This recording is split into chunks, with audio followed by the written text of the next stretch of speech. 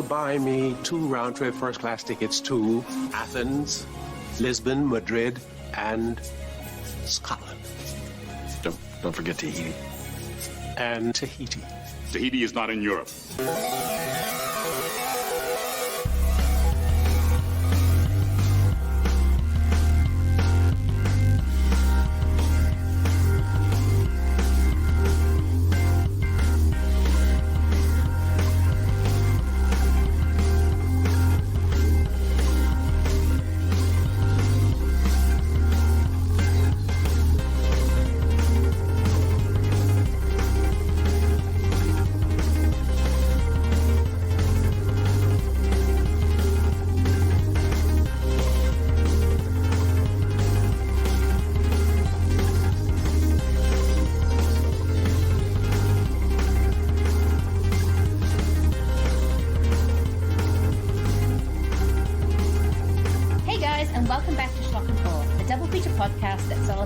Movies from the sublime to the suspicious.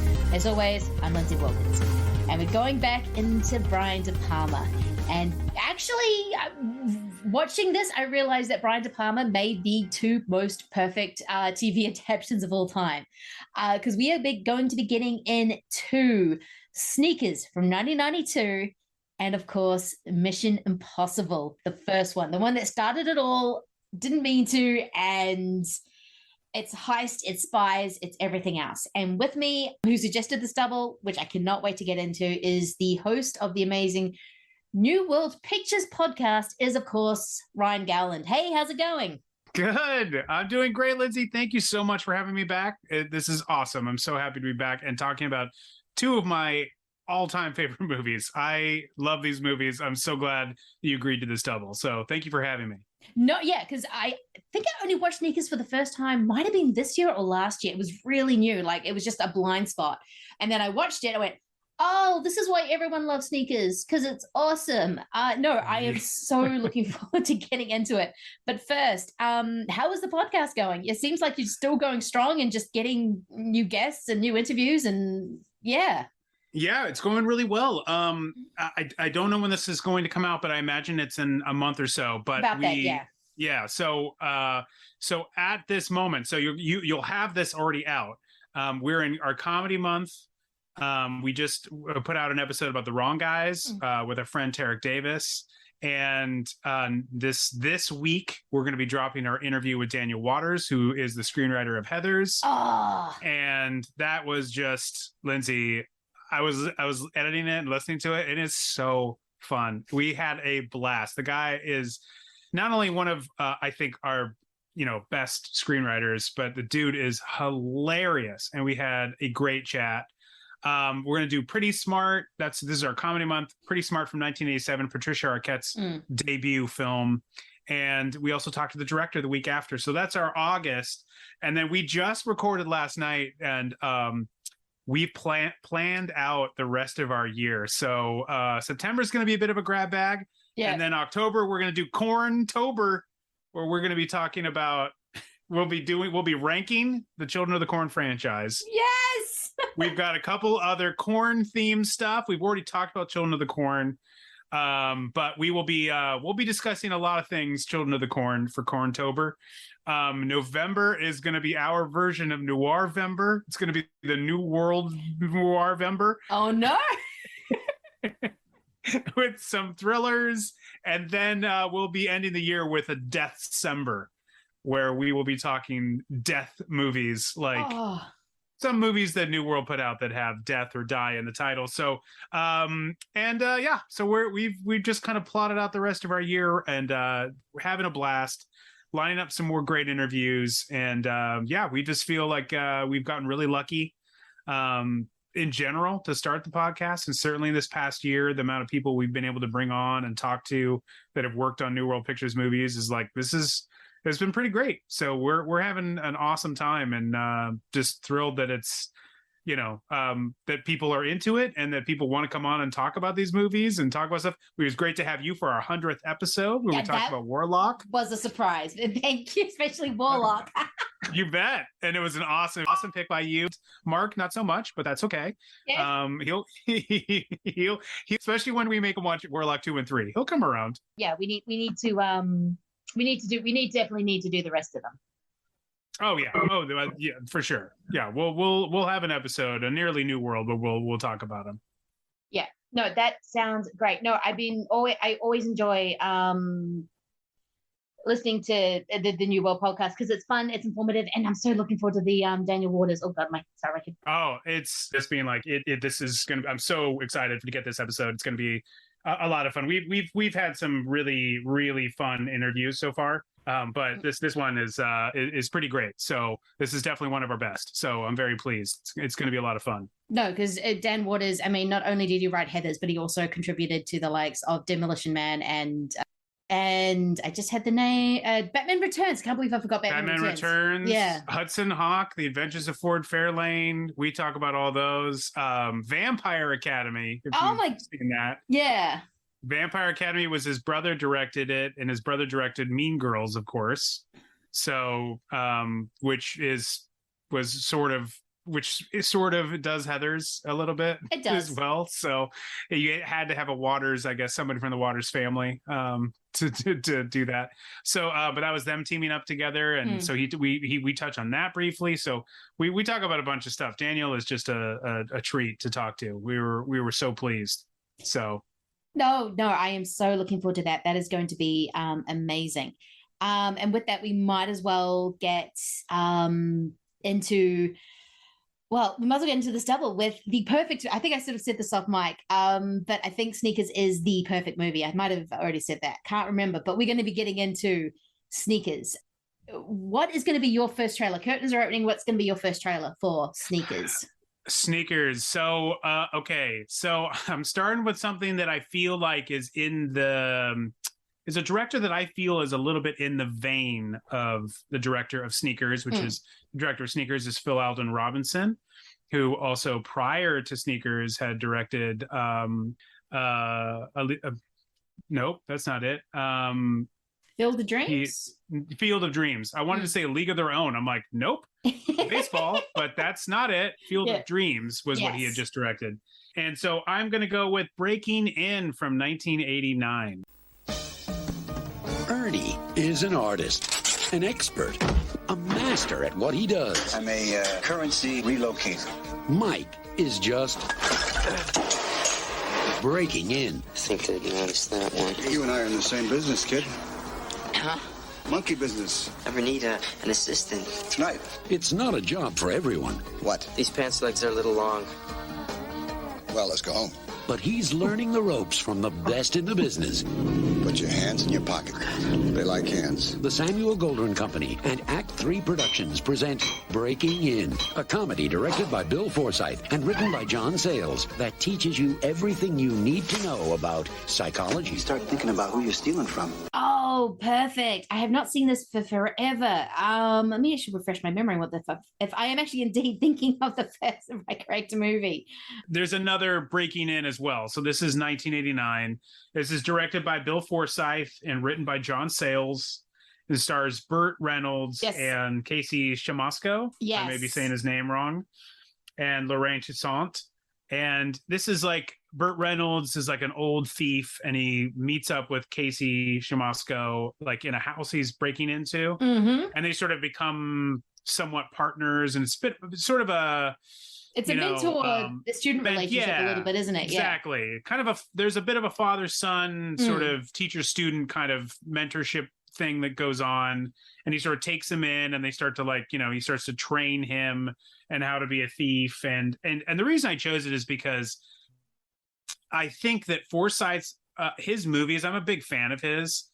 My dad is from Scotland, so we watched a lot of some of his movies. He didn't do a ton, but Local Hero was something I saw as a young kid, and I recently rewatched that. So I had gotten this disc. There's a new disc for Breaking In from Kino Lorber, and I was like, I like Bill Forsyth. I was like, I think this might work, and it totally does. I rewatched it, and I was like, this works because he's so good at building just like a slice of life story. Like the one thing that Bill Forsyth isn't going to do is go real heavy on plot.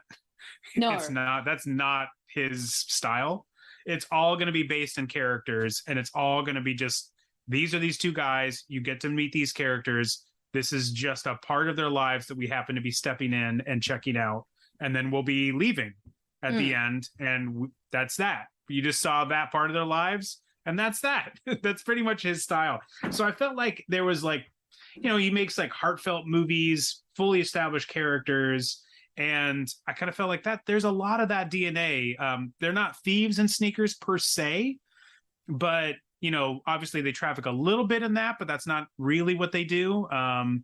But I just felt like Phil Alden Robinson also is really good at telling a heartwarming story, really focusing in on characters, though I think he is better at plot and better at moving a story along in terms in a way we know like movies to go. And Bill Forsyth is more like, when I saw Breaking In initially, I was working in a video store and I was in college, and I remember not totally digging it. And I think it's because in a way you could see that like Burt Reynolds' character is kind of right by the end. Yeah. and I think as a younger guy, I was like, what are you trying to do with this movie, you old man? But as an older person now that I'm looking at it, I'm like, well, yeah, that's kind of right. That's kind of what happens, not to spoil anything, but yeah. So I kind of felt like this really fit perfectly, and the tone of it really fit nicely with Sneakers. So that's my first pick. No, that is really, really great, because I haven't seen this one for years, and I think it might have been a video thing. And I just remember really enjoying it and being really sort of calm. But because he also, Bill Forsyth also directed Local Hero, and that is a movie that doesn't have a lot of plot, but you're just hanging out in this town. More than, and you get to meet else. like everybody in the town. You do. And you fall in love with this town, much like the character does. Yes. And that's the stories that Bill Forsyth wants to tell. He's not trying to like tell complex, like plot driven stories. Yeah. They're just people stories. Yeah. And I think this is what Breaking In is as well, because you're actually getting to know these two guys and how they work in kind of the lives that they lead, not necessarily the heist aspect. Because I wouldn't say Sneakers is a complete heist movie, but it definitely strongly has that element, because the whole third act is them trying to get the black box MacGuffins, the MacGuffin of the movie away from Ben Kingsley. So that's kind of that is the crux of the whole film, even though these guys aren't necessarily thieves. They more work in security. Right. I guess. But so it's a little bit more foggy on what these guys actually are. And all the fact that they have really insanely dodgy backgrounds. It's like no one ever discusses Sidney Poitier's CIA, what he did. I love that we don't get all those details. That's the best part. That's what I love. They know how to give you just enough in Sneakers, just enough details, but you don't need to know all of it. You don't need to know all of it. What you're looking at is the person who's presented to you. And that's kind of what this movie from memory does as well. And also definitely, because I have a better memory of Local Heroes, definitely does. You're just hanging out with these people. So I think that is an amazing, amazing trailer. My first trailer, I'm going for more of a feeling, but I kind of love these puzzle movie is not the right word. It's kind of more like investigating to get to the next thing, to do the next thing kind of movie. So I am actually going to go for the first national treasure from 2004. Nicolas Cage is going to steal the Declaration of Independence. You're treasure hunters, aren't you? We're more like treasure protectors. All his life, Benjamin Gates has searched for a treasure no one believed existed. Don't you get it, Ben? The treasure is a myth. Dad, I refuse to believe that. But what he thought was the final clue 108 years of searching, and I'm 3 feet away. is only the beginning. The Declaration of Independence. You think there is a treasure map on the back of the Declaration of Independence? The map is invisible. Why would we make this up? Where's your proof? We don't have it. Riley, get down! Did Bigfoot take it? Word about the map is bound to get out. Ian's gonna try to steal it. 90 seconds. The only way to protect the Declaration is to steal it. What? I'm gonna steal the Declaration of Independence. Yeah, he is. I adore this movie. I do not care. This movie is amazing. It is so much fun. Even Justin Bartha with his dopey bangs. I love the Who comes back for the sequel, doesn't he? He does, yeah. And I think they let him yeah. improv a lot more in the sequel, which is like, yeah, that's probably not and then a good where did idea. he go? Where did he go? No, he did. He's like the guy who keeps disappearing in the Hangover movies, and that's it. So, oh, right, if they do another, which I think they are doing in the third National Treasure, he will definitely be in there. I think. Please. Yes, you have to have him. You do. I think it should be obligatory if you're going to make another movie like that with Nicolas Cage. Like Pedro Pascal has to have a role of some kind. Yes. He just should be in it. I think at this point, at this stage, we need the two of them together in more things. They do, so, because those two are adorable together. Oh my god, they were amazing together. They're off the charts, great. So I didn't need a plot in that movie and massive talent. I just needed those two swapping shoes. this scene where they take acid is like Eric and I were literally LOLing. Like we were, practically on the floor, dying laughing. Especially when I think Erica rewound it like 13 times, like when they were looking at those guys just staring at them, and he's trying to laugh naturally, and it comes out so awkward. Anyway, that movie rules. National Treasure though is great. John Turteltaub, right? I think John Turteltaub. Yeah. It's a super fun movie. It's fun. Super fun. Awesome fun. It's got those. It kind of again moves really, really well because it's not a short movie at all. This is like over 2 hours. But the way it moves, you don't really notice. And again, you just like those characters. It's kind of the right amount of insane because who steals the Declaration of Independence and why is it a treasure map exactly? It's all just got those right amount of mix of things where you're just watching it going, oh God, this is awesome. And I think this is like, and I don't know his filmography by heart, but obviously I feel like I've been watching Nicolas Cage movies my whole life. But from like Fast Times at Ridgemont High till, and Raising Arizona, et cetera, to even to, Massive Talent. But like this feels like sort of towards the end, but still at a point where we were like, yeah, Nicolas Cage, go out and do some action, man. We love it. Like we were still really heavy in that period, and maybe it's at the tail end, but I think we were still really in that period. And that's another solid action film from him. I think it's a lot of fun. It really is. And I think it's one of those ones that has actually aged real. I mean, yeah, because it was only not even 10 years after The Rock. So I think we're definitely more on that. Please, Nicolas Cage, give us action. But at the same time, I think it's really aged really well because it's got a whimsicalness to it. It's not taking itself ultra seriously. And it's just having fun with it. And just Nicolas Cage and Diana Kruger flirting is the most adorable thing in the world. Yeah, it's a great pick. Yeah. So what is going to be your second trailer for Sneakers? My second pick, well, I was going to get cute and pick War Games because that is, of course, Lawrence Lasker and Walter Parks who helped co-write Sneakers. They wrote that movie first, and in writing that movie, that's when they discovered the world of sneakers. They discovered the world of guys that go in and do what the sneakers do in this movie. So I was like, oh, I'll play War Games. But as I went through it, I said, you know what? I think I want to go with a different Dabney Coleman film. And so I'm going to go with 1984's Cloak and Dagger. His game is make-believe. Their game is murder, spying, and sabotage. This is starting to get good. What? Just like Cloak and Dagger. Now any move could be his last. Trying to kill us. Come on, this is Cloak and Dagger. For real, it's what you always wanted. Cloak and Dagger. Now playing at a theater near you. Consult your local listing. Perfect. This is the reteaming Psycho 2, post Psycho 2 for Universal. Richard Franklin, the director, and Tom Holland writes the script. And this was a movie that I love. War Games. My brother and I watched. We practically wore that tape out. We had a VHS of that movie, and I had to rent Cloak and Dagger, but I would rent it very frequently because I just love that, and always never thought of Dabney Coleman as kind of an action guy, But in that one, he plays. Of course, it's the kid from E.T. It's I want to say Elliot, but it's not. Oh, I want to say Elliot. I almost want to say Elliot. Henry Thomas. Henry Thomas, who I saw in a supermarket when we first moved to LA, and I swear he came around the side and I just stopped dead and stared at him. And I'm sure my face was like reverted to me as a 10-year-old kid and was like, Elliot. No, then I was like, you're looking like a creep. Get back to shopping. And I went back to shopping.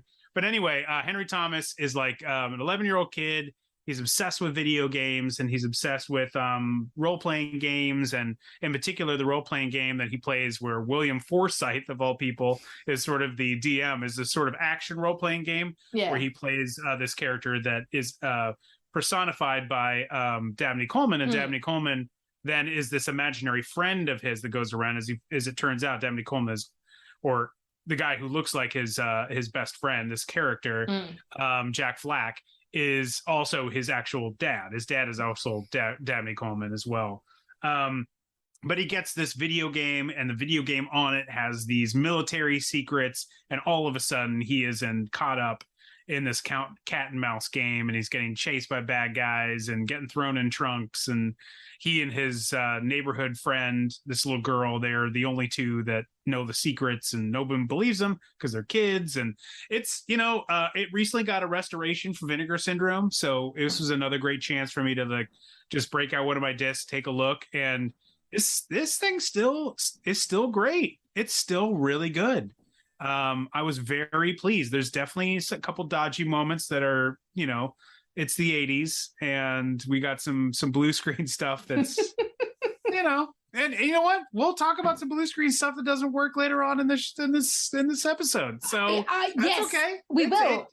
And I know. might defend it because I think it's on purpose, but that's just me. Right. Okay. Good. But I just thought it was great. It has that whole spirit. It's the whole sort of like chase aspect, which certainly we get in Sneakers. I just felt like it really worked with like the same kind of story. It's, people getting caught up in this sort of, government conspiracy aspect of it too. Especially in Sneakers with the fake NSA agents and like what, it just had a lot of that sort of intrigue. And, Richard Franklin is, still always trying to make a good Alfred Hitchcock movie. And this one's an Alfred Hitchcock for kids, and it's a lot of fun. No, because my one memory of this movie is that Dabney Coleman, who is the best, plays a dual role, and he plays the imaginary friend and the father. No, I love Franklin. I think he's one of the great Hitchcockian kind of descendants, as we will be talking about another great Hitchcockian descendant very, very soon after this. Correct. Yeah. But I love the way he does Hitchcock. Even in Psycho 2, there's a way that he does Hitchcock as that ordinary guy who's caught, which is well, yeah, because it's a direct thing of Psycho, but making Norman Bates the ordinary man in Psycho 2 was a brilliant stroke. Because in first Psycho, he is anything but ordinary. And to have him try to go, no, I'm going to be ordinary, I'm going to be a normal guy, and then him caught in a conspiracy around him that he doesn't know what's happening, and it is kind of a not mistaken identity, because they want him to be Norman Bates, and he's like, I'm not going to be Norman Bates. I'm going to try and be I'm going to be a normal person. I think was a stroke of genius, and I need to rewatch Cloak and Dagger. I might try and see if I can pick up, because it was a 4K but gorgeous edition for the Vinegar Syndrome, wasn't it? Yeah, it was. It was a very sometimes it's when I see some of the movies that I used to see that I watched a lot when I was a kid, it's also so different to see it in scope. Yeah, it just like changes. It's like a whole new thing. It just changes the entire experience because I'm seeing the entire picture instead of a square of it. And so it's so different to kind of see things that way. No pan and scanning and all that stuff. So it really changes how you like can even watch a movie. And this was great. I mean, I definitely had some of my own memories of it, but like for the most part, it was almost like watching a brand new movie. And it was really good. And the disc looks fantastic. It really does. It just looks great. It looks brand new. It looks like a brand new movie. Other than there's just certain things that are so inherently 80s. Including kids being able to run around San Antonio, Texas with their bus passes. You're like, oh, that seems not so safe. but we all did it in the 80s though. We all did it in the 80s, and it was okay. It was fine. As long as you're at home by a certain time, you were fine. Yeah, get out of the house and go ride your bike anywhere. See ya. See ya. No helmet needed. Pretty much. Oh, it's such a different time. Oh. Totally different time. Yeah. But yeah, it was really good. I would definitely suggest revisiting Cloak and Dagger. It was a blast. Good to know. I think it's definitely going on the list. Okay, I think I might be going kind of cute for my second trailer, but just I love watching 1990s tech movies. I think they all got very well done, a bit too well done with The Matrix in 99. But in 1995, we got the glorious movies that is Hackers. They're hackers. Hackers penetrate and ravage private and publicly owned computer systems. Hack the planet! Hack the planet! It's not just something they do. Sure this sweet machine's not going to waste? Are you challenging me? It's who they are. I win, you wear a dress on our date. And if I win, so do you. They can crack any code.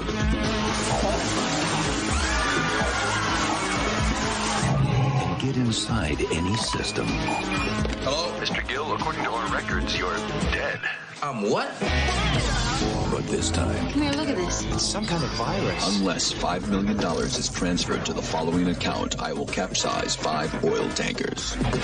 They just hacked the wrong guy. Game's over. And yes, I am dedicating this to Uber Angel, aka Matt Bledsoe, who, if you don't know, did an amazing show on it with Keith Rich, but then decided to do a create your own hacker name with one of those random sites that give you like Jello names or hacker names. Sure. He got Uber Angel, which is now he's unfortunately stuck with.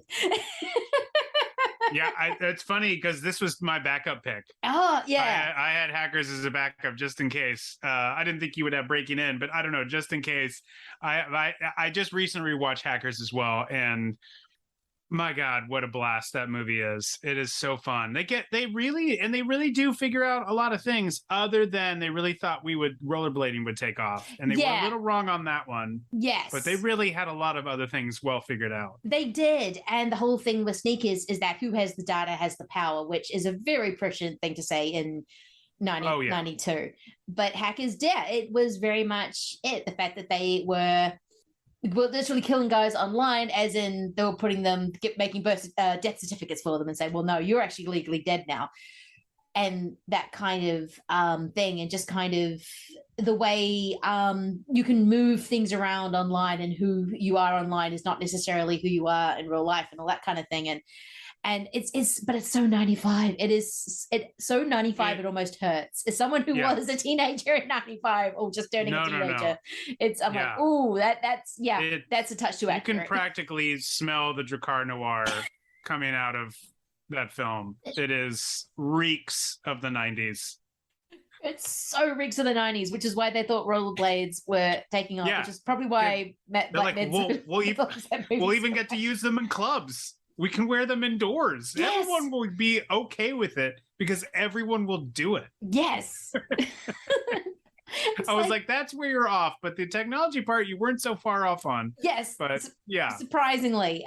Because you the first time you're watching this movie, it's like, oh, they're going to get this all wrong. And it's like, actually, no, this is actually not as accurate as I think it's going to be. And I think it's just a really fun trailer to have something so hyper, so teenage, so 95. Then so slide in to the smoothness that is sneakers. Exactly. Timelessness that is sneakers. Yeah. There isn't. You don't get to see exact approximations of like rave culture in sneakers as you do in Hackers. See, that's what was missing from Sneakers is Robert Redford and Sidney Poitier at a rave. Yeah. Bishop. We've heard a lot of great things about you. They're all true. Your team is, I know, kind of different. Darren Roscoe, also known as Mother. Now what do you say? The NSA killed Kennedy? No, they shot him, but they didn't kill him. He's still alive. Carl Arbogast. I know. We're the ones who caught him. Erwin Emery, also known as Whistler. Very good, Bish. Remind me to make you an honorary blind person. How about Donald Priest, 22-year veteran of the CIA? Did I ever tell you why I had to leave the CIA? My temper. I don't believe this. You lied to us all these years. Even lied to us about your name. We all have our little secrets, don't we? You guys have a decision to make. The penetration is live, the target is unaware. Sneaking a foreign intelligence service that might kill us to keep us out is not what we do. The probable level of security is very low. Yeah, then we needed some representation. We needed them in some really chunky pants, like really big wide jeans, real wide cuffs. You know, we needed to see that. We really did need to see that. Not even River Phoenix, gets to do that. And he's really the youth market for this movie, literally chosen for the cast because they were like, we got to have someone young. And so they chose River Phoenix. They did. Because if you look at the rest of the cast, he's like, everyone's 30 years at least older than he is. Yeah. Well, I think initially, the script took 10 years to write. They started writing this right after War Games, and then Lawrence Lasker and Walter Parks, and then they brought in Phil Alden Robinson, and they were writing it together. Oh wow!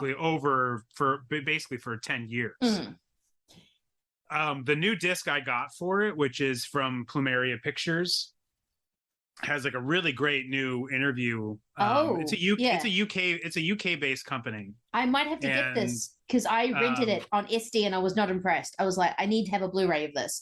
It's nice. I don't think it's it says it may be a new scan, but I don't think it's probably any newer than I also have the regular Universal disc, the US Universal disc. It doesn't look honestly any different, but there's a new interview with the director which is pretty great, and a couple other commentaries.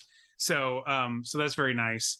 But on that interview, he talks about how they wrote so many versions, and you got to think at this point, sometimes that's on probably not even on a computer, but like a word processor or something at that point. But they wrote like a super long version of this movie where they put everything in it, and it's nearly 200 pages. And then they did another version where they really trimmed it down to next to nothing and got it to about 70, 80 pages. And then they started going through that version and just adding some of the other things they really loved.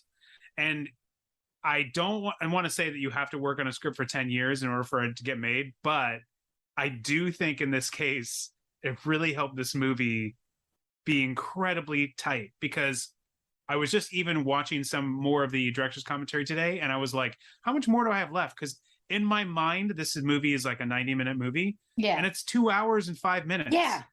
And I'm like, oh, I've watched this movie I don't know how many times. I've never thought of it as a 2 hour long movie. It feels like it flies. No, it feels like it's a 90-minute movie. It really does. Yeah.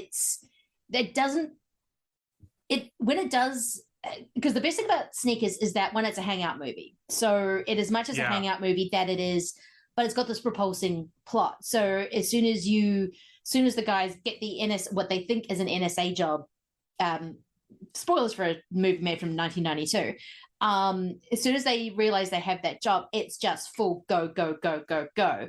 And then it kind of ends with the probably most amazing ending ever. I don't know. Every single time, I always forget that James Earl Jones shows up in this. And then when he does, I'm like, oh, that's just perfect. Of course he's the head of the NSA.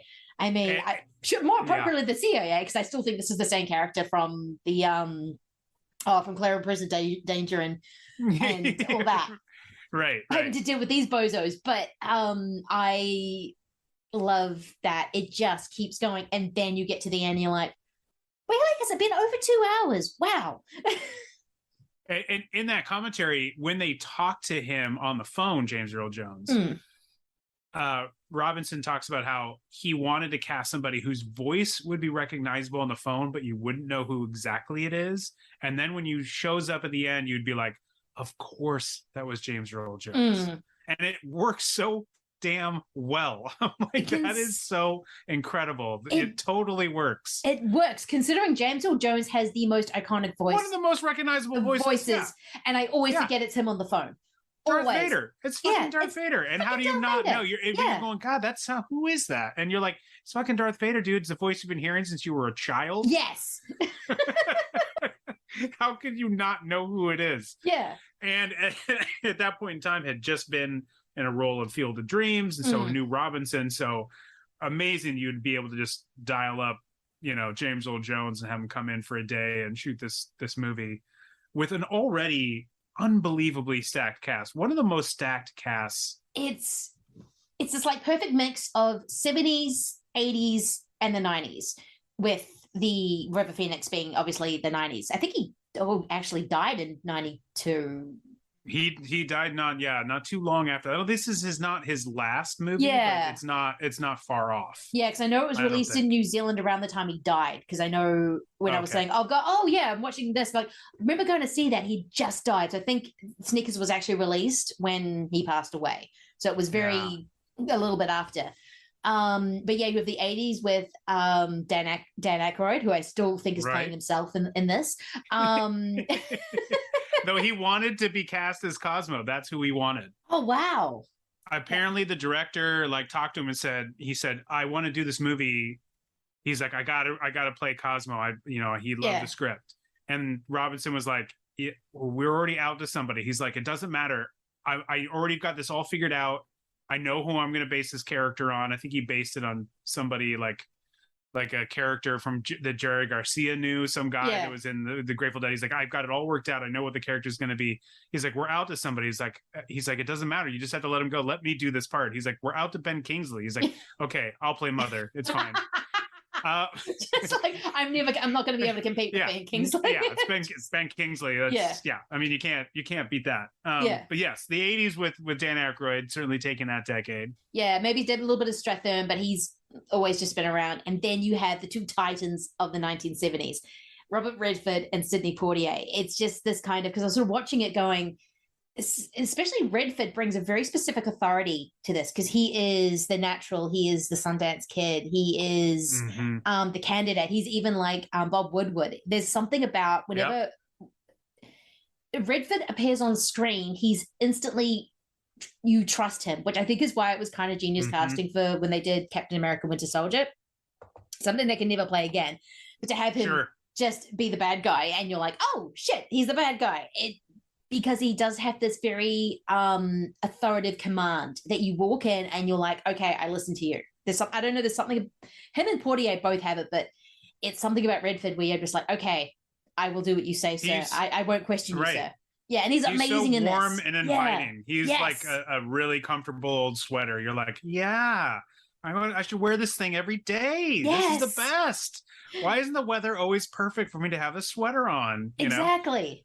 And I think when I first saw this, now you said you just saw this like a year or so ago. I saw this when I was working in a video store and when I was younger. And so when it first came out on video, and I think I hadn't seen it in the theater. Sadly, I didn't see either one of these in the theater, and I'm certainly kicking myself for the next one we're going to talk about. But me too. I didn't see Sneakers because it had Sidney Poitier and I thought, oh, this must be like this is targeted for like older people. And this it's not Dan Aykroyd, it's not River Phoenix, but this is like, this is like my parents' movie or whatever. But I was working in a video store, so it came out and I was like, well, I'll rent it. I'll take it home and take a look at it. And I watched it and I was like, this is utterly charming. This is like just an utterly charming movie from start to finish, and fell in love like then and there. I was like, I love this. I got it on VHS. I bought it on every format since, except I never had a laserdisc player. But I have just constantly been like, new edition of Sneakers, grabbing, because I just love this movie. And I was watching it again just from the get-go, from the opening moment of the flashback when they're in the college and the snow's falling and you hear just that James Horner score, with, Branford Marsalis playing. It's just like, I love this. I'm like in an extreme happy place. I did not know at the time that I would be doing a podcast many years later talking about the music of James Horner so many times over. But this is unlike some of the music that Roger Corman had and reused constantly. But this score is terrific. It's so good. It's so solid. And I love that opening flashback scene. They also cast two perfect younger actors to play a young Ben Kingsley and a young Robert Redford. Yes. Not an easy task. No. And they perfectly cast these two young guys. They do, except for the split second when you first see the guy who's playing young Redford. I've seen this movie twice, and the first time it happened and the second time, I was like, wait, is that Gary Busey? They did not get Gary Busey to play young Redford. I'm offended. And I'm like, wait, No, that isn't Gary Busey. I don't know. There's this one shot that I swear keeps looking at, like, because I think the hair's all coming down to the front or something. They're trying to style his hair like young Redford, which I think is hilarious because it doesn't quite. That's my one criticism. Yes. They don't get the hair quite right for young Redford. His hair is a thing. And at this point, I'm like, if you have somebody play a young Redford, but even maybe particularly then, because now it's all a wig, right? So at this point, like, he's gone to someone who's perfectly crafted his former hair. Yeah. and so they could have found somebody to perfectly craft. It's not perfectly crafted, but the other thing that's super comforting about that opening moment too is that thing that's supposed to, that building is supposed to be the college is on the Universal Studio lot, and it's the Back to the Future square. So that opening moment is actually the building with the clock tower, just shot from the opposite angle, and unlike where it's shot in Back to the Future. So it also feels very familiar because I've seen that building so many times. Exactly. It feels so warm, and that sweater, just wrapping myself in that sweater. Sneakers is a sweater of a movie. It is one of those movies that even melts the heart of the douchiest film bro, because they're all, I like this and this. Oh, Sneakers. Oh, I love Sneakers. It's like, it's a movie you cannot hate. There's something about it. And then, you get that scene, and then he goes out for pizza. Poor young Cosmo has been, I love the fact that they're just giving away Nixon's money. I love that so much. They've gotten into Nixon's bank account, and they're like, we'll just give it to a charity that he'd hate. Yeah, it's definitely their little 3 Days of the Condor like nod. Yes. I feel like this sort of opening. It's like they had to do some sort of, though it may have been written like that, and to begin with. Yeah.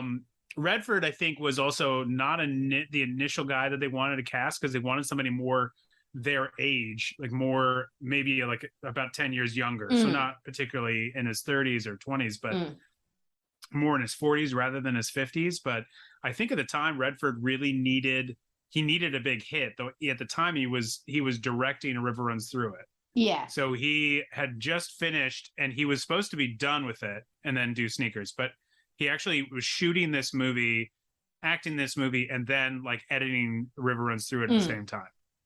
So unbelievable. A River Runs Through It is also another utterly charming, terrific film. Redford is a really good director. It's really good. Yeah. I've just seen Ordinary People, which I'm like going, okay, this is I know it gets a lot of flack because it's the movie that bet out Raging Bull. Yeah. And also The Elephant Man in the 1980 thing. Yeah.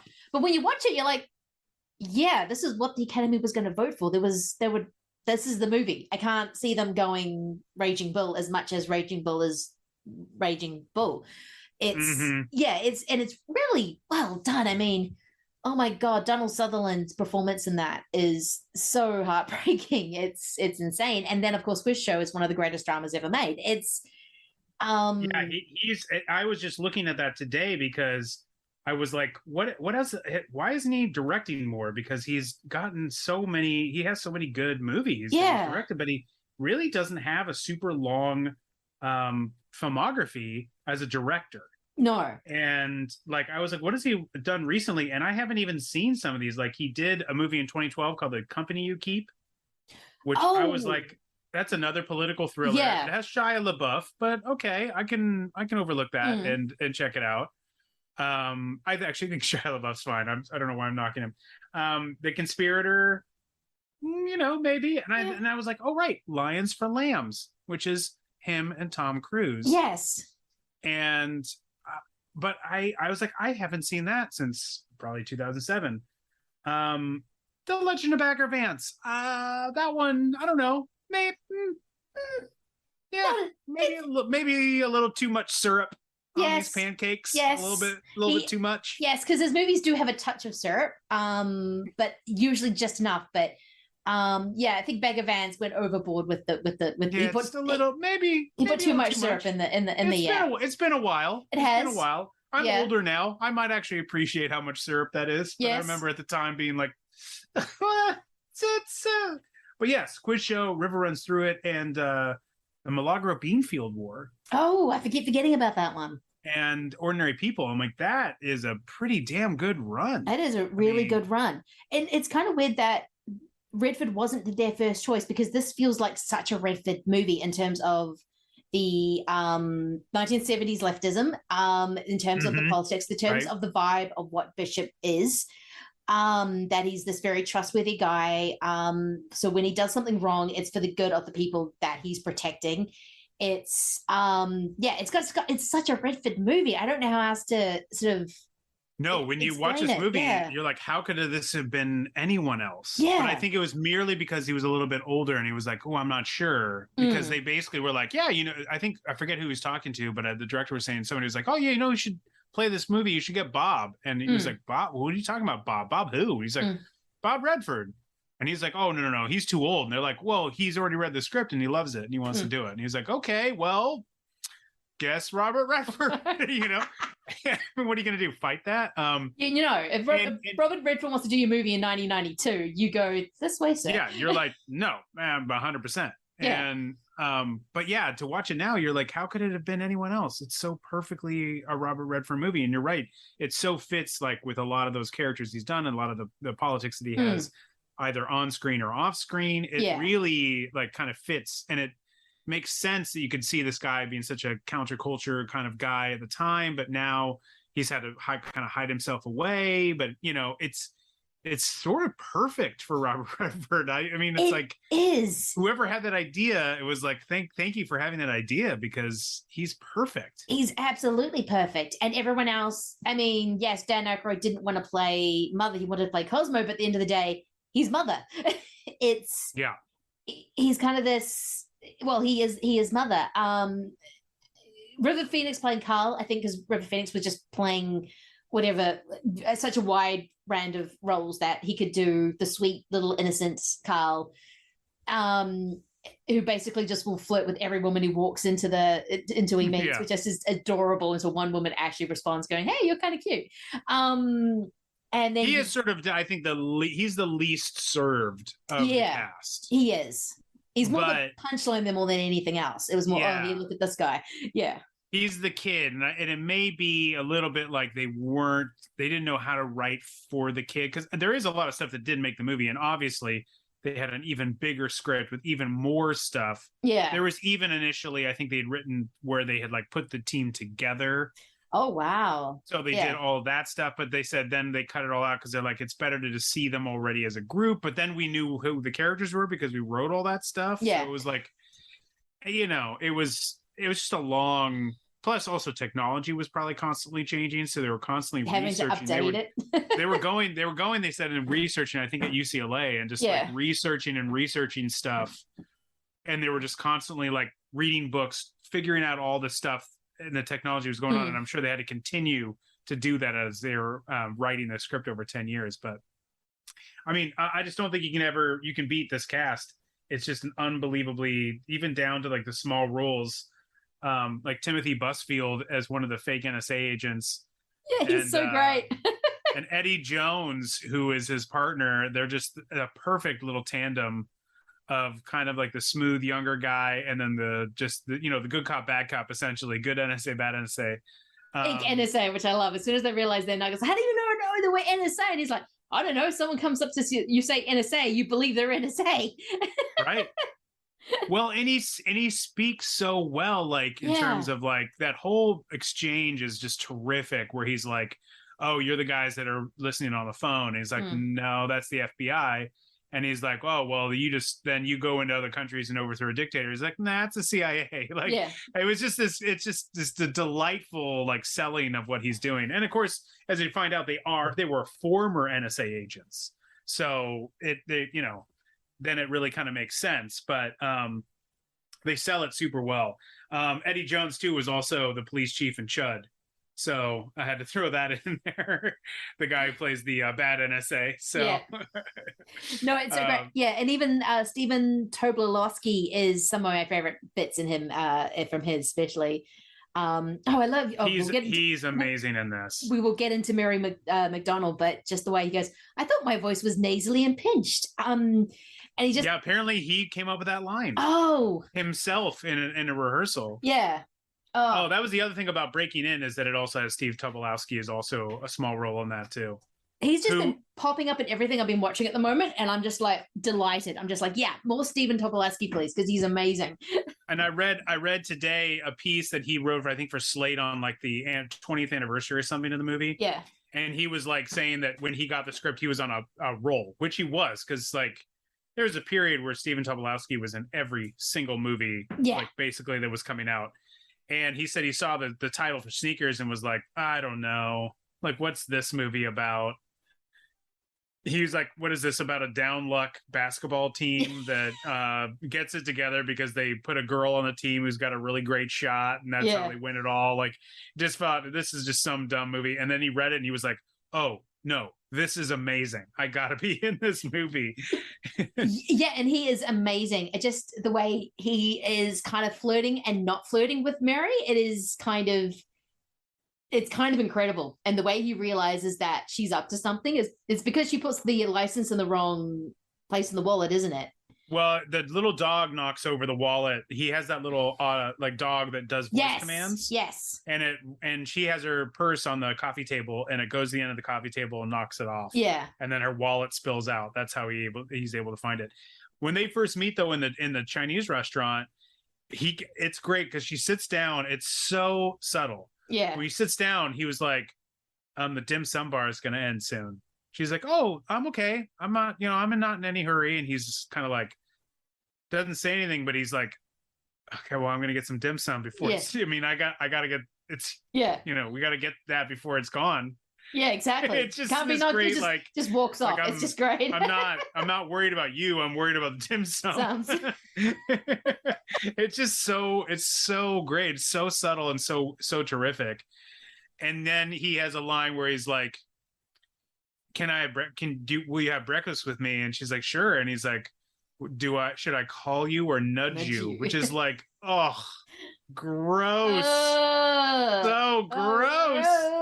It's just this guy is the worst. He is the worst. And the fact that, oh my God, Mary McDonnell is so amazing. The fact that,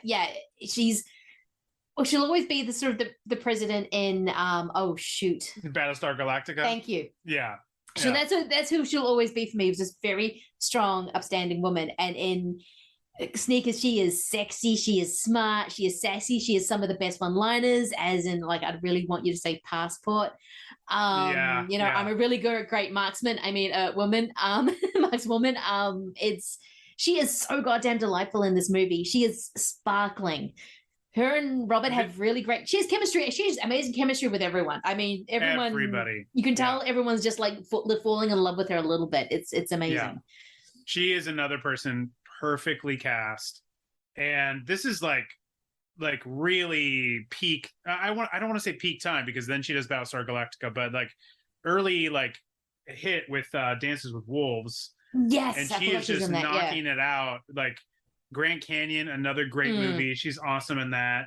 Passion Fish, this.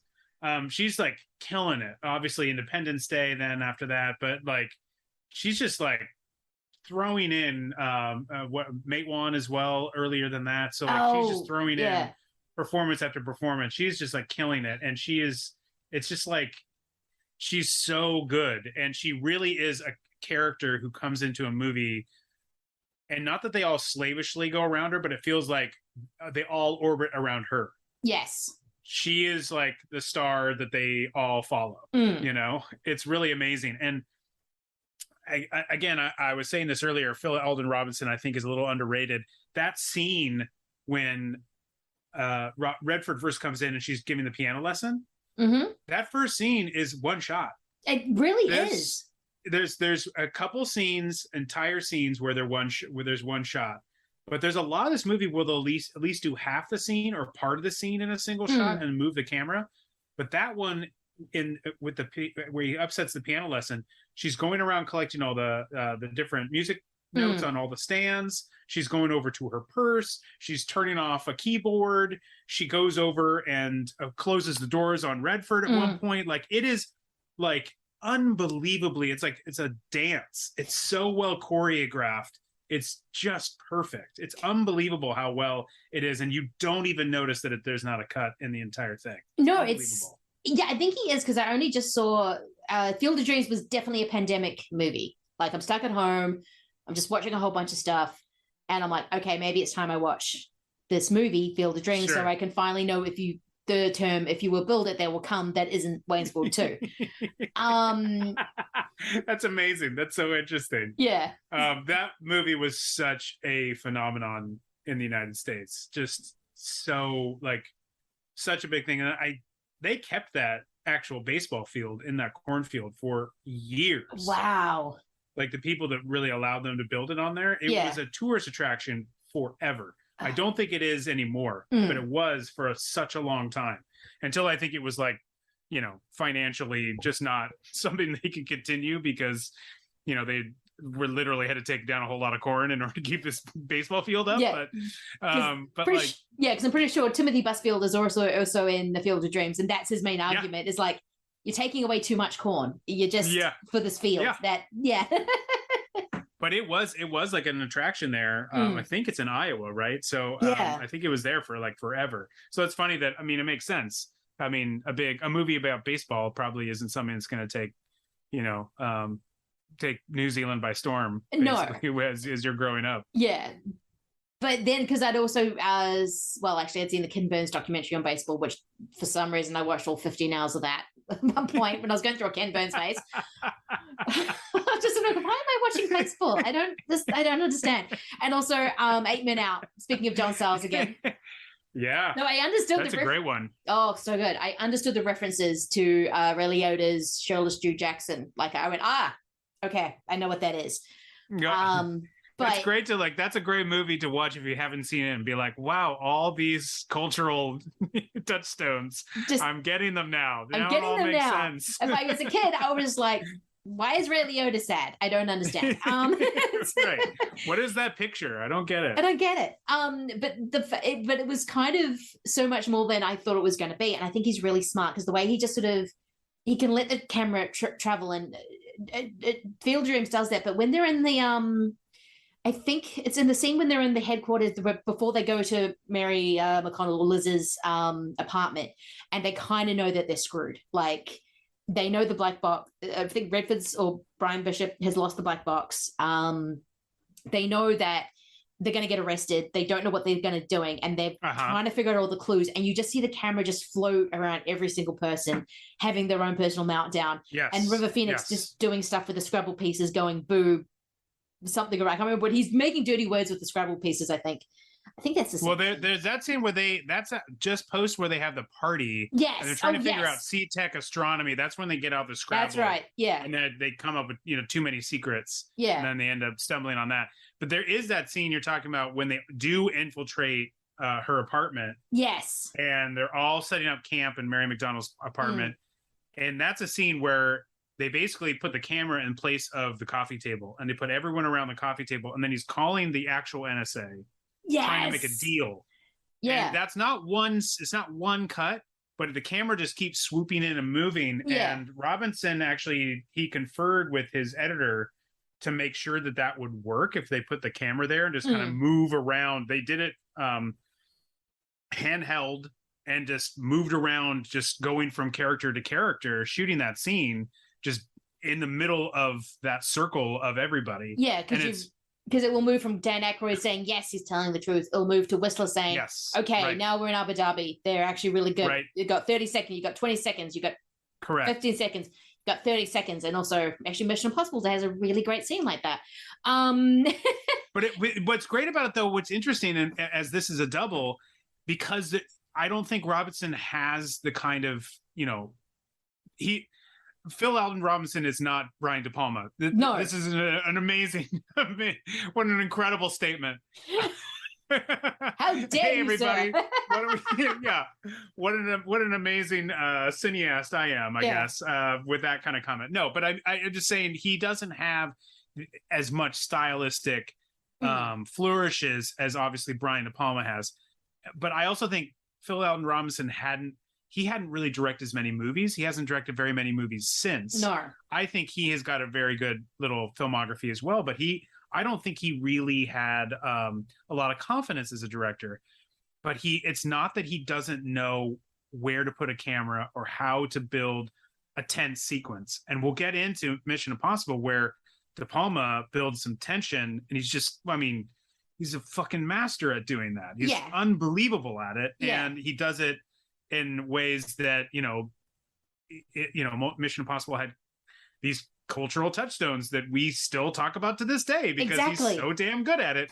But that scene was such a great example of him being able to know that if you just have all these characters in a room, one of them is on the phone, one of them is reading, the lie detector, one of them is just looking at a computer, like, how do I make this interesting? Yeah. And that was such a genius idea of making that scene flow and become interesting. Well, yeah, he does that quite a bit. I mean, the first time when you see the crew actually breaking into the bank first off, and Robert Redford kind of falls behind the thing and goes, "Oh, I'm getting too old for this." Yeah. It does break it up. And yeah, I did actually notice a few split diopter shots in this movie, only because I just finished watching Mission Impossible, which Brian De Palma is the king of the split diopter. Oh my God. It's almost every other shot. It's almost every other shot. It just gets, and then so I'm watching this, I went, split diopter. Go you, Phil. But no, I think, and plus Phil. Sometimes they do the split diopter and they'll have a third one in the background where they're like when they're meshing the two, they'll mesh the two together, it's just like, De Palma is just like, hey, what if I could fit the whole world in this frame? Oh just my give God. me some time. Just I'll give me get some time. So many. Yeah, and I'm I'll just fit everybody in there. Oh, you think you can't take a shot from this angle? Oh, wait, I'm just going to show you that I'm going to take it from all the angles. No, it's yeah, and I'd say Phil is a much more Phil and Alden Robinson is much more of a classical kind of director, as in the way he shoots. But he's kind of got a good understanding of how things look. And I can understand him not being confident, especially when you are in a room with Sidney Poitier and Robert Redford, who are also not only heavyweights, but also have directed movies before. Yeah. They know their way around a set. That would be terrifying. I mean, you've also made Field of Dreams. I don't think Kevin Costner was quite at his I'm going to tell you how to shoot everything phase quite yet with that movie. But no. I would be shitting bricks if I was trying to direct Redford and Sidney Poitier. I'm like, oh my God, yeah. You already know how to make movies. Yeah. You are already acclaimed directors and actors. How do I tell you? I'm going to tell you how to do stuff now? Oh, no. Yeah, that would be terrifying. And he also didn't want to direct this movie. Yeah. He was just a co-writer, and he wasn't even going to direct it. And I think it was one of the other writers. It was like, well, why don't you direct this movie? And he was like, oh no, I don't think I can do this. I don't think this should be for me. This should be for someone else. He said, I would only direct this movie. Like I would want this, and I want to shoot in LA. And he had a few demands, and like they went over then to the studio, not Phil, but I think the writers, his co-writers. And they were like, hey, why don't we just get Phil to do it? And he just needs these things. And the studio was like, sounds good. Yeah. And then they went back to him and like, well, they'll meet all your demands. Why don't you direct it? And he was like, shit. Because like he wasn't going to do it. Because I think he hadn't done a lot of action. So he was kind of like, I don't know about action scenes. And, he was kind of like nervous to do some of the stuff in there. And yeah, I mean, he had to direct, these absolute legends of the screen as well. So, but it's funny that like James Earl Jones comes from Field of Dreams. Because he worked with Costner, Costner works with Dances with Wolves. He goes and sees a screening of Dances with Wolves. He sees Mary McDonnell cast her in this. So it's kind of funny how all these things kind of progress to put this cast together, this incredible cast together. But to go back to the one take shot, it's also outside of that scene with Mary McDonnell and Robert Redford, the first scene where he goes to the fake NSA office is again all one take. And it is beautifully choreographed. I would suggest anyone going back and taking a look. And in the commentary, Robinson talks about being really inspired by Touch of Evil, and not just the Touch of Evil shot, obviously the opening shot, which is infamous for being one take. There's a scene later on in the middle part of the movie that is a single shot, but you don't think of it. And I think, and it's when Orson Welles is coming into it, and they literally had to like tear down walls of sets in order to keep the camera being able to move around and then put the wall back up. And I mean, it's another beautiful full reel shot in Touch of Evil that is one take. And he literally showed Timothy Busfield and Redford and Eddie Jones. He showed them that scene. It's like, this is what we're going to do. So when you see Redford come in Timothy offers him coffee, goes to the coffee, kind of sits. It's just a little bit of a dance till it ends up on the other side of the table, and he's ended up sitting down, and you see the two NSA guys on his side, and he's trapped. So the image is he's trapped. It's kind of amazing, but yes, it's not super complex. It's very like, it's sort of simple, but it's really like thoughtful. The way he shoots things are very thoughtful and precise, but not like super flashy or super stylistic, but very like, he's very thoughtful about where he puts the camera and what he wants to shoot. Because Sneakers is a movie that has a lot of things in the air, because as I said before, it's part heist movie, it's part hangout movie, but it's also part like a lot of good heist movies, as we've talked about, say with Silent Partner and the other movie that we talked about in that double Loophole. Heist movies have to have a lot of things in place, and they have to be able to fit together like a good Tetris thing. If that doesn't happen, your heist movie is gonna fall apart. And this one does have a lot in it, because it's not only the fake NSA agency that Cosmo's setting up to try and get Bishop. He's basically trying to screw with Bishop through the whole entire movie. It's, it's the, okay, so what is this black button? Like any good spy movie, the MacGuffin is so overblown, but you don't exactly know what it is. All you know is this piece of tech that can pretty much can control everything. It's like the skeleton key that can get into any system, and then you can just hack everything. Which seems like is the MacGuffin in so many other movies, really. But this was maybe the first? Yes! I'm pretty sure even Mission Impossible has done MacGuffin? This. Yeah, I think even Mission Yeah, I'm pretty sure the third one with Hoffman in it being way more terrifying than that movie needed to be. I think that was even one the MacGuffin wasn't that one. I can't remember. Well, I know they fake codes in Ghost Protocol. Yes. And so the codes are a big thing. And this is all about code breaking, which obviously in a way War Games is. And even like I said, Cloak and Dagger, there's a little bit of like, it's not codes, but it's like secret plans. It's all about getting the secrets. Yes. It's all too many secrets. Too many secrets. And this one really, I mean, I feel like this plot has been recycled many times. That particular device with our guy who's making his debut. This is his first film, Donald Logue. Is this his first movie? Oh my god! His first movie. I think this is his debut. And as the mathematician / something or other, as Gunter, Dr. Gunter Janik. Excuse me. He's just awesome in this as well. Such a and with Lee Garlington, who's been in like a million things, who's playing his girlfriend, and she had been in all of Alden Robinson's movies. And so she eventually would be in I think she's in Meet the Applegates in New World, but she's I don't know how many times she's got to play the like sexy vixen role, and it was awesome seeing her, because you've seen her in like a million things. Her filmography is like Stephen Tobolowsky's. It's just like they are the character actors in like every single film. So but so he's got some as the guy who can break the code that can break any code.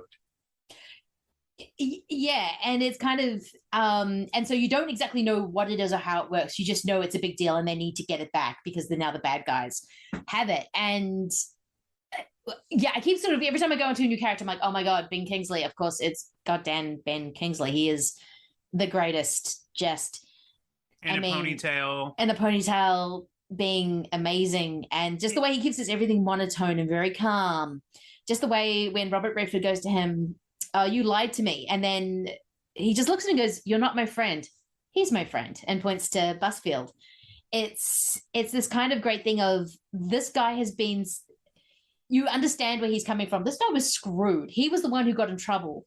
Redford didn't. He got away scot-free. Like, he had to go in hiding, but he's been doing pretty well for himself, considering, because I love the line when he sort of says, oh yes, I learned from a few guys from the neighborhood. I got them in contact with people. He goes, oh, organized crime. Trust me, it's not that organized. There's just some of his line deliveries are just so great, though I don't think this movie would be, even though it's got some of the best amazing performances, they're all amazing, it has to be it's the script. I mean, you can tell it's polished like to a diamond, which I think works because it's just the right amount of quippy, but it moves. It's got all the right pieces in place. You've got Robinson kind of knowing when that whole scene where Redford is sneaking in with the balloons, but he's got River Phoenix kind of yelling, so the guy's distracted and just lets the other guy in without thinking. That is such a great scene, and then he has to make up a whole thing of why he's been caught. In one take. One take.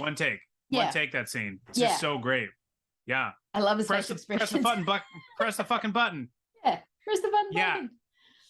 I think Ben Kingsley, Robinson was saying, like, his Cosmo's character has been so like, this is what I'm doing. I'm working for the mafia. I'm doing this stuff. I'm building this tech. And it's the entrance of Robert Redford that makes him emotional. Yes. And that's when his emotional side comes out. That's when he starts making some mistakes. That's when he starts that's when things start to go wrong for him, because he can't help all that emotion comes up, so which I think is really works, because Cosmo's so cool, so calm. As soon as Redford comes in, he's furious. Yes. This motherfucker got away with everything, and I've been sucking shit for years, even though he's been doing great. Yeah. The only thing about it, if I can nitpick anything, is like, is he American? Or I was like, Ben Kingsley's amazing, but I was like, his accent, I was like, where the kid in the beginning had an American accent. I'm certain. Your accent, Marty, is how he says it. I'm like, I don't know. It goes in and out. If it's American, it's a little in and out. Yeah, it does a little bit. I always got the feeling that Cosmo spent a bit of time in Europe.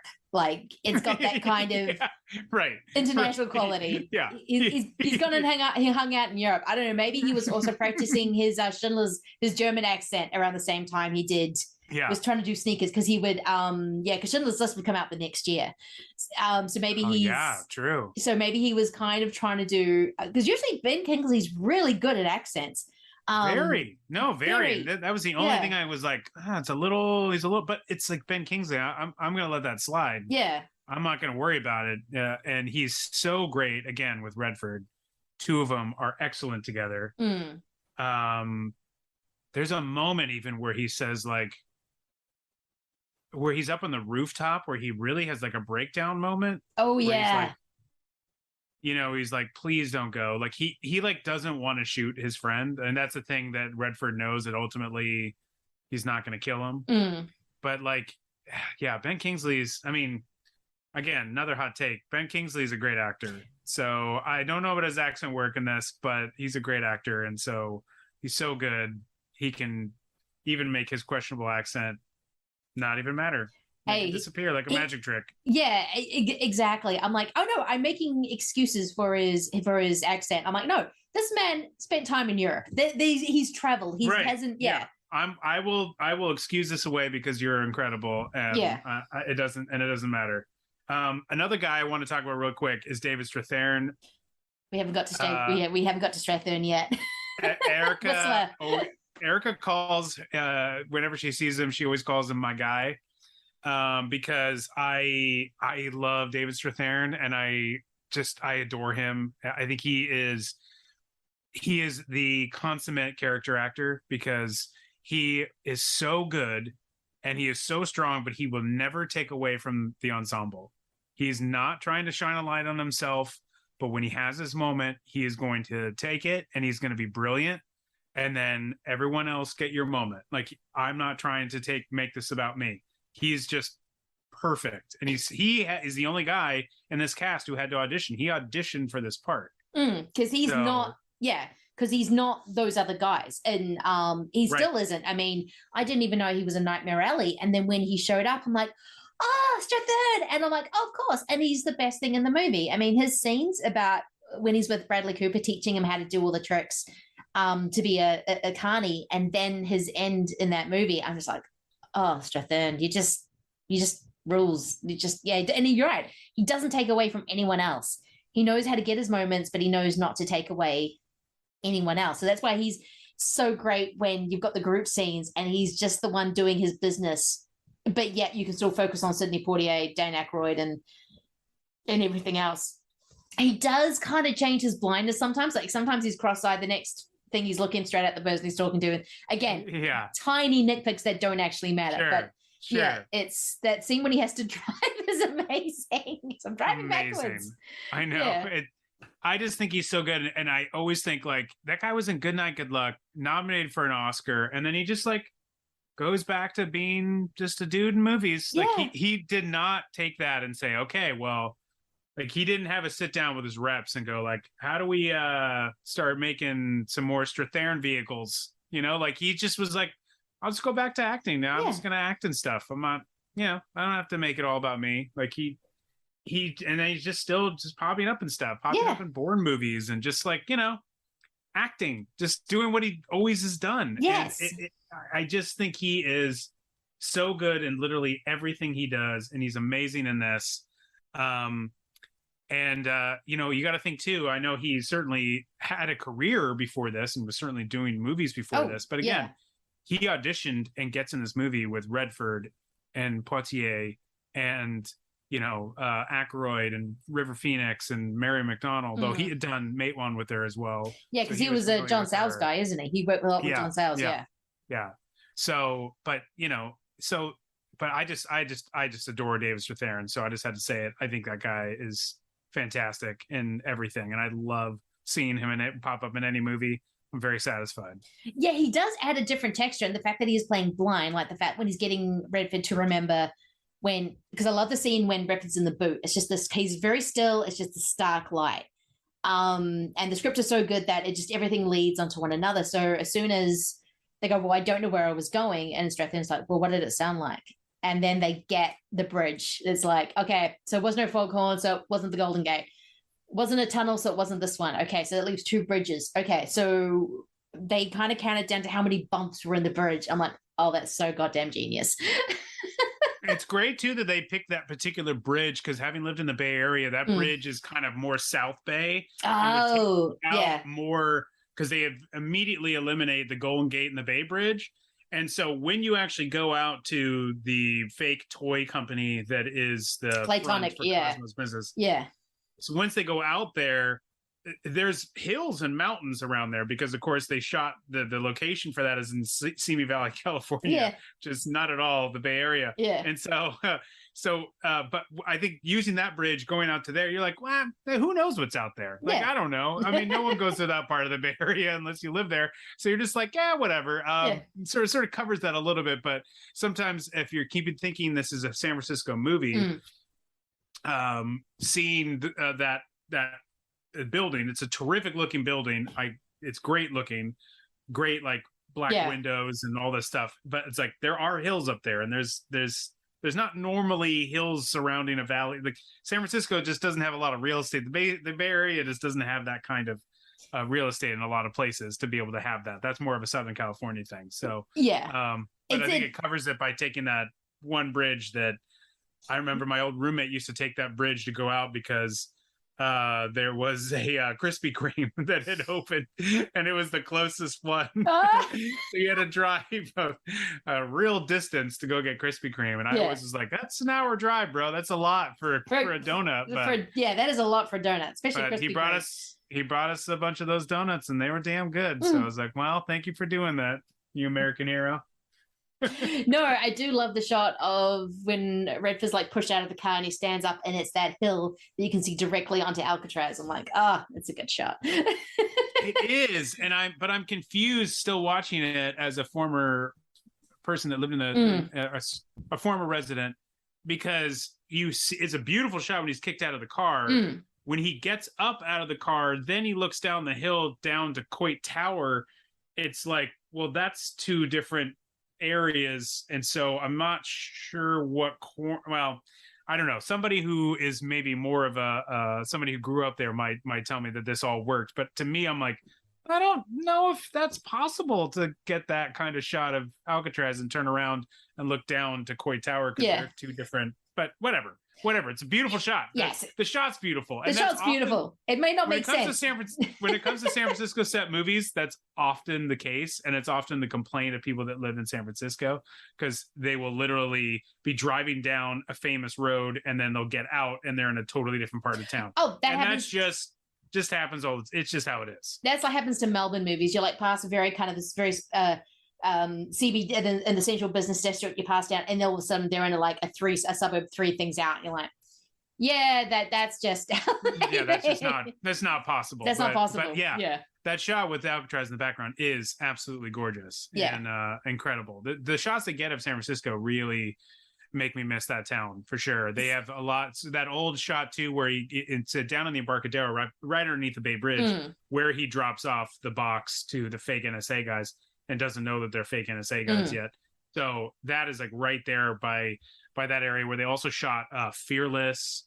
Some of the scenes there. When I graduated from college, we went to a restaurant there to celebrate with my family. So that like there's it's a cool little area, the Embarcadero there. It's not far from Alcatraz too. If you keep going down a little bit, down the road, you'll get to that, Pier 39, all that stuff. But it's cool to see some of those parts of town, because they did not shoot most of the movie in San Francisco. They only shot small bits of it, enough for it to make it feel like San Francisco still. But I mean, it's basically all LA, a lot of Universal backlot stuff and studios. San Francisco is just one of those really pretty towns. So when you do see a really gorgeous shot of it, like, oh yeah, San Francisco is just really pretty. Like it is, especially when you are getting those when you're walking around. I've only been there once, so it was like for 3 days. So I know by means an expert, but I just remember walking around the harbor and just looking up, and there's Alcatraz, and then walking around and looking at the Golden Gate Bridge or the pier, and kind of, or then turning around and then going, I can't see the Golden Gate. Oh, it's gonna rain. Yeah. Once that Golden Gate, which was my lesson from San Francisco, once that Golden Gate Bridge is gone in the fog, it's gonna turn nasty. Yeah. Oh yeah. I went to school in San Francisco. I went to college there, and the college is at the where I went is at the bottom of the city, just like right at the end of the it's the city and county is one and the same in San Francisco, so it's at the bottom of the city and county. And you're behind this big hill called Twin Peaks, and the fog would come in and just sit. And if you go over the hill, it'd be foggy and everything and just miserable at the school. And you go over the hill and you go to the other side, and all of a sudden it's just this beautiful, gorgeous, sunny paradise.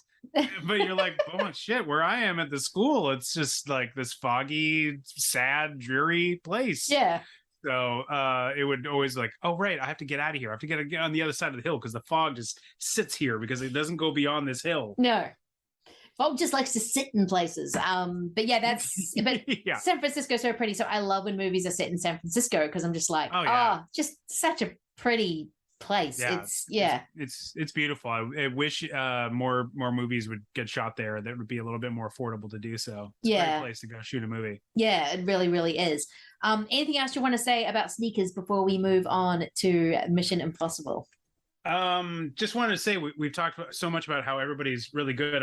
We mentioned that both that scene where he's shooting around on the coffee table, and I said he conferred with his editor, and I just wanted to say his editor is Tom Rolfe, who had edited The French Connection, Taxi Driver, 9.5 Weeks, The Right Stuff, and War Games, amongst many others. So he knows what he's doing.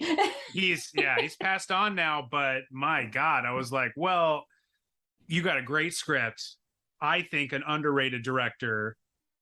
You've got one of the best casts ever assembled. Yeah. And you have an editor, even a great composer for your score. You've got a great DP. Your editor is just world class. Like, that's why this movie is just terrific. It's like and I still feel it's a touch underrated. I think it is. It doesn't get talked about as much as I thought a movie, especially when you say to someone, Sneakers, the movie from 92, their instant reactions like, oh, I love that movie. It's not. Yeah.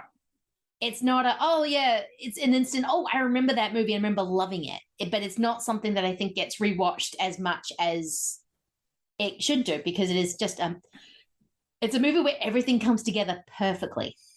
Yeah, I think if you say too many secrets, people are going to know exactly what you're talking about. Yeah. But if they know the movie, but it's one of those, like, if you know, you know, but if you don't, like, again, when you have people on the show, and when I listen to episodes of your podcast, I'm always like writing down movies, like adding them to the watch list. So what I'm hoping from adding this, which I think works great with Mission Impossible, but what I hope is that if people haven't, watched Sneakers, like, watch Sneakers. Like, this is an absolutely delightful movie from beginning to end.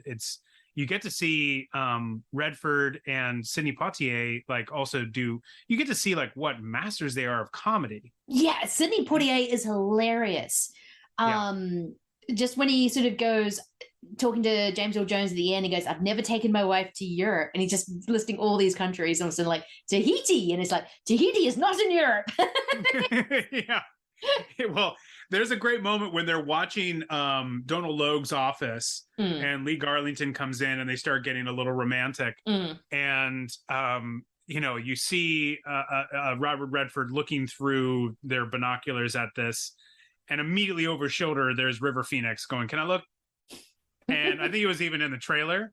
And then, like, Sidney Poitier gets him out of the way. He's like, get out of here, grow up. What are you talking? Get out of here. Move away, move away. And then he, like, takes a beat, and then he says to Redford, and he's like, can I take a look? And it's, like, so perfect. And I watched again the other night, and I just laughed out loud. I was like, Sidney Poitier is just amazing. And he doesn't, he's so good. And I think we think of him a lot from dramas, but my God, his skill as a comedian, I think we do know Robert Redford's skill as a comedian, but again, we have seen him in so much dramas that it was like, this is such a reminder, like, oh, these guys are like master comedians, not just Dan Aykroyd. These guys are like top of the line comedians. They are hilarious in this. Yeah.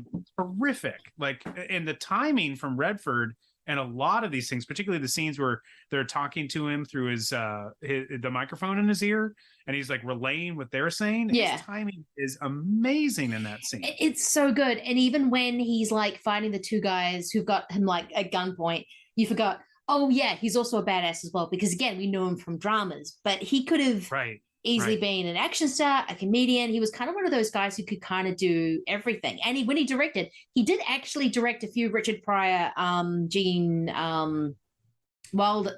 Wilder. Yeah, Gene Wilder. Yeah, I was going to say Hackman. I'm like, that's not right. Would have been interesting though. Would have been very. I would watch. Would very much watch. But yeah, he did a few Gene Wilder, Richard Pryor movies. So he obviously did love comedy, and just to sort of see him be kind of playful, it's nice, because again, to Sir with Love, Heat of the Night, even though he does get to be a bit funny with Rod Steiger because he has to deal with the Rod Steiger in that movie, which I'm guessing was a lot. And on and off camera, I have to imagine. Rod Steiger is a lot, but terrific, amazing. I love a good Rod Steiger performance. He's always doing something unusual. Unusual. Had to be a lot. That his performances are always so extra that it's kind of like, whoa, okay. I mean, I love Rod Steiger. Like, every time he shows up, I'm like, yes, what's he gonna do? It's gonna be insane, isn't it?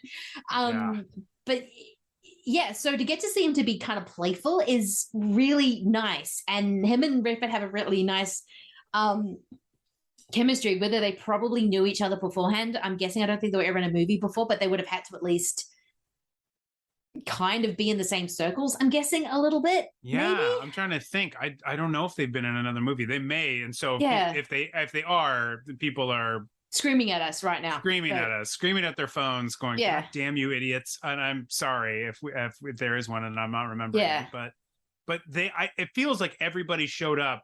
As you're saying, the script, I think you were saying the script is really tight, and I think it is too.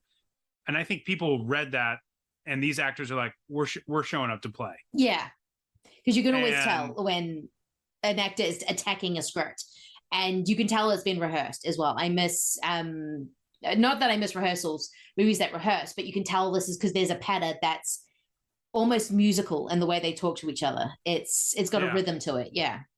And Robinson was saying that a lot of times when Sidney Poitier and some of the other guys would not have their lines, so it'd be the cameras on somebody else. They would show up that day and just read their lines off camera. Yeah.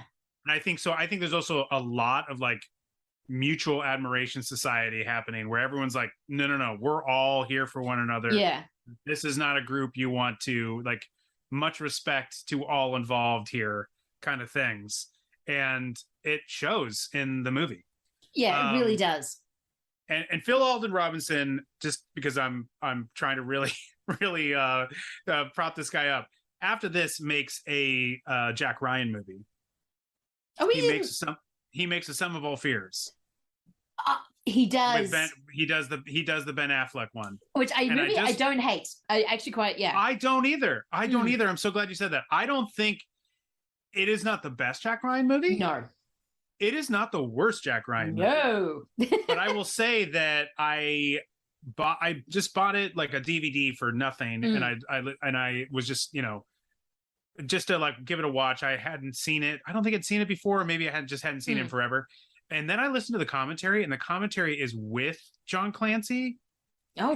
And it's Phil Alden Robinson and John Clancy, and Clancy is like talking shit about all the decisions they made. We're like, well, this is not how correct military procedure. And he's like knocking everything down, but it's amazing. He's like at turns very nice, obviously likes Phil Alden Robinson, but then can't help but be like a nitpicky crank. And the way Phil handles it is so beautiful.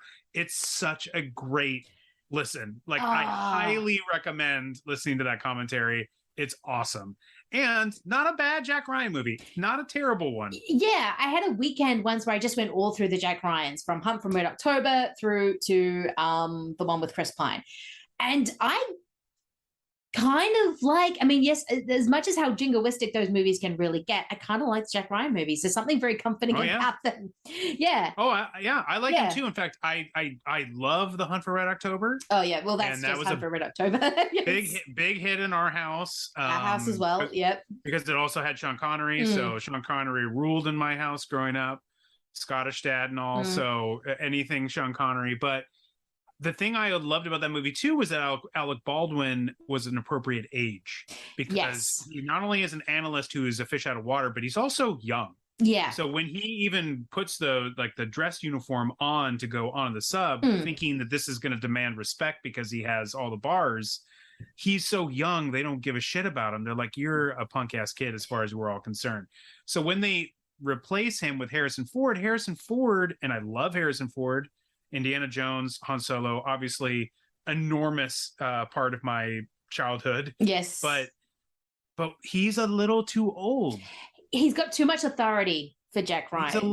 He's a little too old. So the thing about going back to Affleck and even then to Chris Pine is they went back to the appropriate age of who he is. Yeah. And even Krasinski in the TV show, I think, is the appropriate age. Yeah, because when Harrison Ford comes in and tells you what to do, you're like, yes, you are Harrison Ford. He is Air Force One, like, get off my plane. Yes. He is like, that is, So when he comes in, he's just Jack Ryan. Oh, I'm just an analyst. What do I, I'm just learning about, it's like, it's something that doesn't quite work. Of course it works because it's Harrison Ford and he's great. But like, that's where I just was like, I hate to say it, but maybe not Harrison Ford. I hate to even have those words come out of my mouth, but like, it's, I know there was some issue with Alec Baldwin. I don't remember what it was that they didn't have him in the next movie, but I was like, I don't know if we need Harrison Ford in this one. I would have liked to see someone else. That said, they're not terrible movies. His Jack Ryan movies, they're pretty good. No, they are pretty good. I generally like all of them. And I did like the Ben Affleck one, just because I think he feels the most fish out of water, because Ben Affleck's always got that kind of what am I doing again kind of look about him, which I think actually works for a Jack Ryan movie. But having James Earl Jones, speaking of, in those movies, I think it's just perfect, just because that man can do no wrong. But yeah, no, Sneakers is one of those movies that I think people should watch more often. I think it is kind of a classic, but not as much as a classic as I think it should be, because I think people look at it thinking it's going to be a dad movie. And as someone who loves a dad movie, like I will go see Ford versus Ferrari. I will go enjoy Top Gun, which is also very much a dad movie, even though it's making all the money at the moment. I think people look at it and go, well, Sneakers is going to be a dad movie, and they put River Phoenix in it. I'm like going, it's actually not as much as a dad movie as you think it's going to be. There's a lightness to it, a sweetness. There's other things going on that everyone can like. You just watch it and go, yeah, this is a great movie. This is just, it's not flashy, but it's very intricate. It's not trying to break new ground, though it does what it does really well. So no, it's and they're all as you said, all the actors came to play because they knew they had a good script, and they wanted to attack at it, and you can tell that they all are, and they all work really well together. And I think, you know, when you're running the ship and you're setting a good tone, like I think there's a lot of that. It all comes from the top down. I just think this is like some, you know, I think in general, that's why movies are so great, is that they're magic tricks. Yeah. The fact that they all come together and they're great is oftentimes just I don't know, divine intervention sometimes, where just all the right things happen. Robert Redford wasn't their first thought, but there couldn't be a single other person other than him. No, I can't imagine obviously there's anyone. 10 years of writing a script, but like there's a lot of like just stuff that has to happen for things to come together, even the script coming together at the right time to get this amazing cast. And this is one of those movies where it just everything hums and sings and works.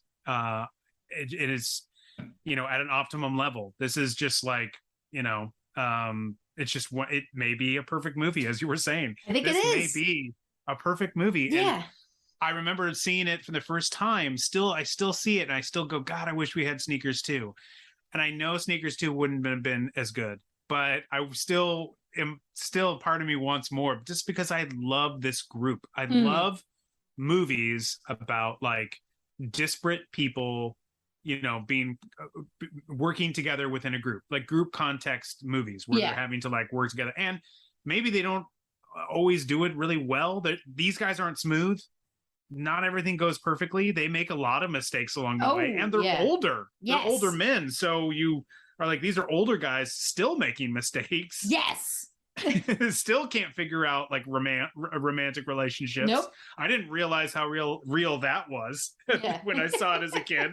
It's like, how come they can't figure this shit out? Oh, because you never do.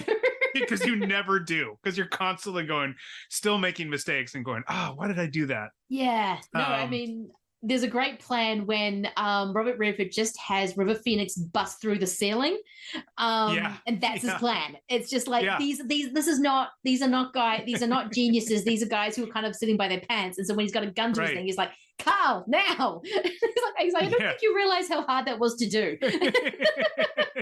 He's like, yeah, dude, jump through it faster. Why it's really, it's just a delightful movie. It's just terrific, and it should be considered a classic. It is by me, I think by us, if I may be so bold. Yes. A classic, and I love a good team movie and a team movie that's not perfect. Yeah. And that even kind of describes the next movie. Yeah, I was actually thinking, speaking of a magic trick where all the tricks are shown to you, like that's what I love about De Palma, is that he's going to show you how the magic trick works. He's not one to hide anything. You good to go straight on to Mission Impossible? Heck yeah, let's do it. Let's go on to where it all started. I don't even think Tom Cruise expected, or maybe he did. I think Tom Cruise is a man who has lofty ambitions, but I don't think even he expected to completely know where this franchise would go, and exactly from its beginnings to where it is with Henry Cavill cocking his fists and everyone getting all out excited of as soon as there's a trailer and you see Tom Cruise in the car with no door and jumping off a cliff, and everyone's like going, fuck yes. And that is of course the original Mission Impossible.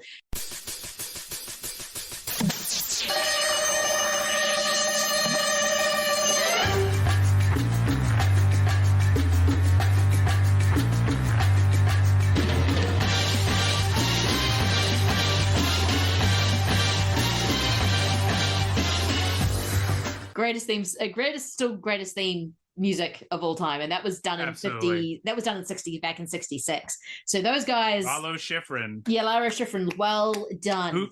Who's done a lot of other great scores, but yeah. man, the theme song to Mission Impossible is just a classic. This is a movie I show these movies to my kids, and then so I watched this again with the kids, and they're going around the house singing that theme song. Yeah, because it's just catchy as all hell. It's so... just, and it gets you excited, and you're just like, hell yeah, every time. It really, really does. No matter what kind of version, because everyone has their own different version of how they're going to play that song. But it is, oh my God, this movie. The end credits for this one has a totally different version that Eric and I, once we finished, jumped up and started really bad mom and dad dancing to embarrass our children. Which worked like a charm because they were our daughter was diverting her eyes from us, was like, you guys are gross and weird, and but still a great version. Not my favorite version, but a great version. It's still a great version. We had to get up and dance and be weird about it because it takes everyone back. Because it takes everyone back to 1996.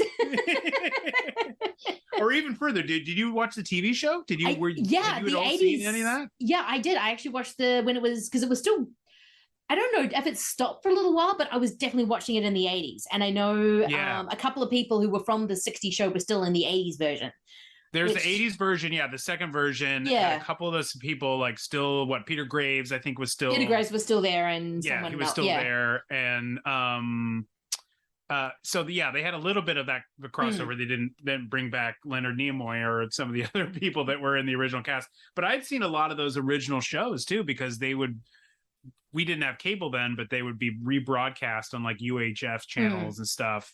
And so I saw a lot of the original shows as well, which I always thought were really interesting because, again, assembling a crew of people and everybody has their own special skills. Yes. And together they combine to be able to pull off a mission.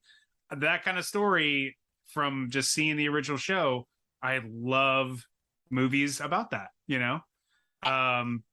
love them. I love a movie that has that kind of, it has any part of that chemistry. Yeah. I'm probably in, throw in a heist or two, even better. Throw in a crazy villain.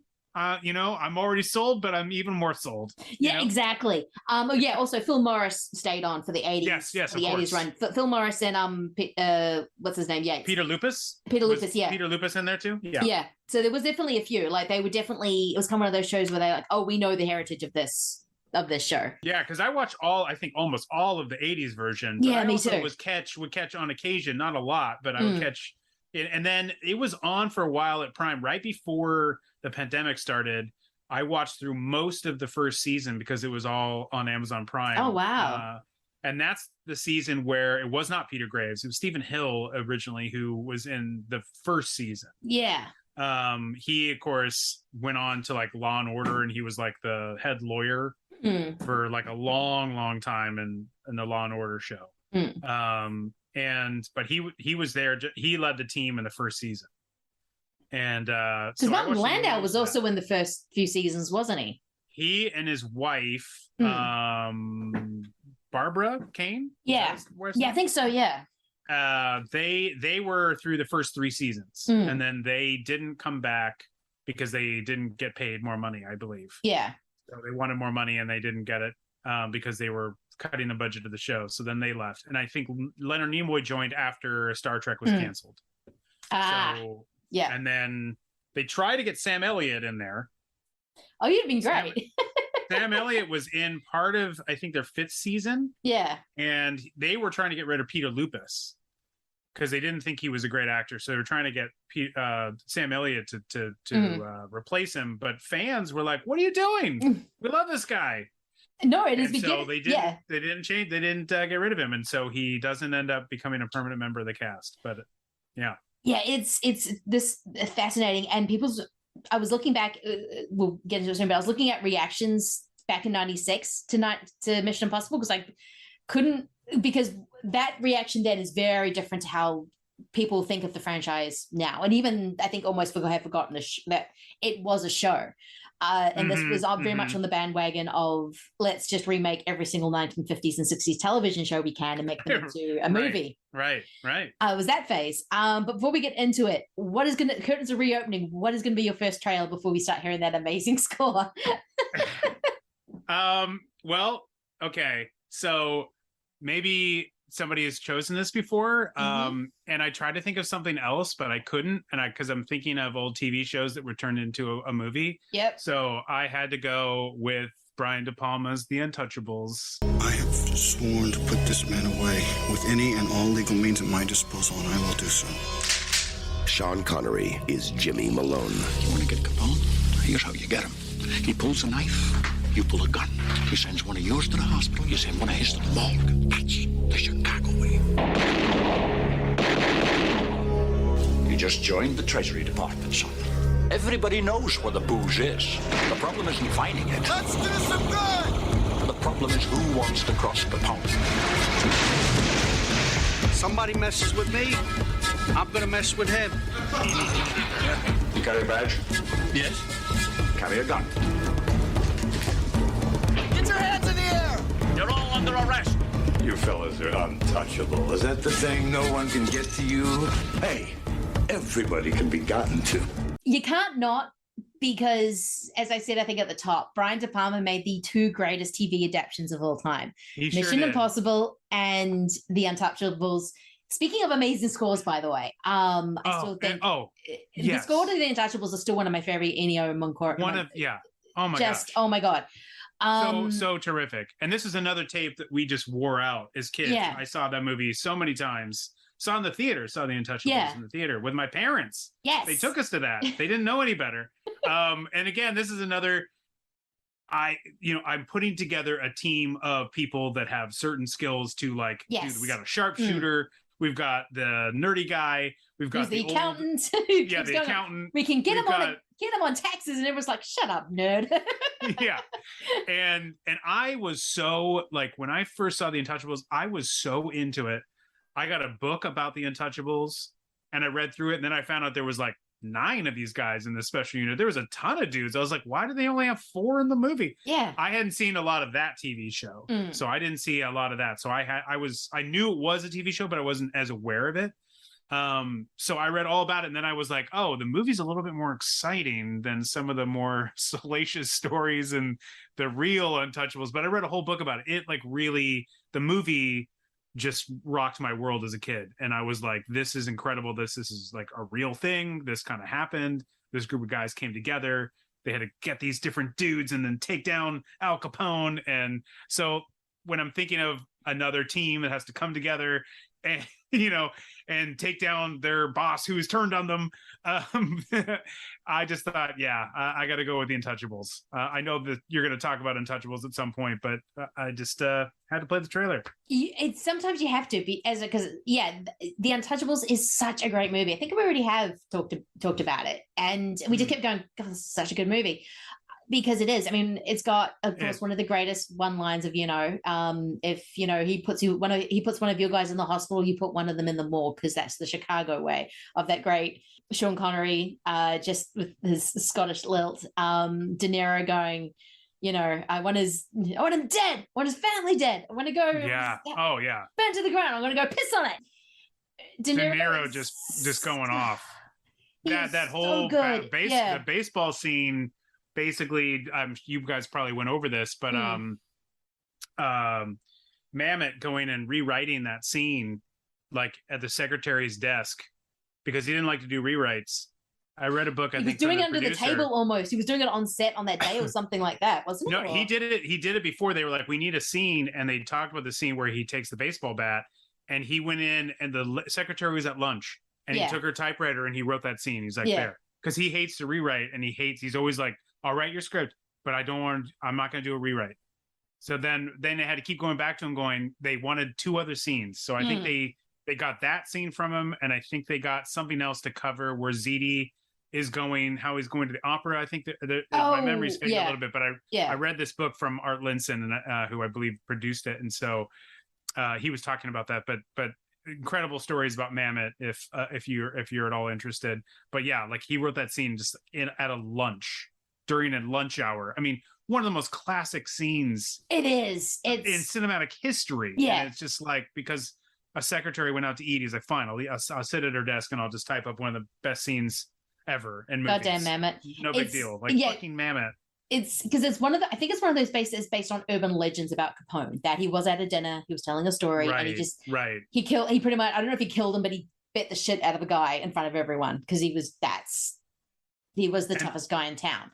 And he wasn't going to let anyone, so he would often show his kind of manliness and his powerfulness by just like randomly killing someone in front of everyone. But yeah, that scene's amazing. There are so many amazing scenes. And just brutally gory too. Like, yeah. man, I've seen that movie so many times as a child. That blood just spilling on the table is like, I mean, it's iconic, and it is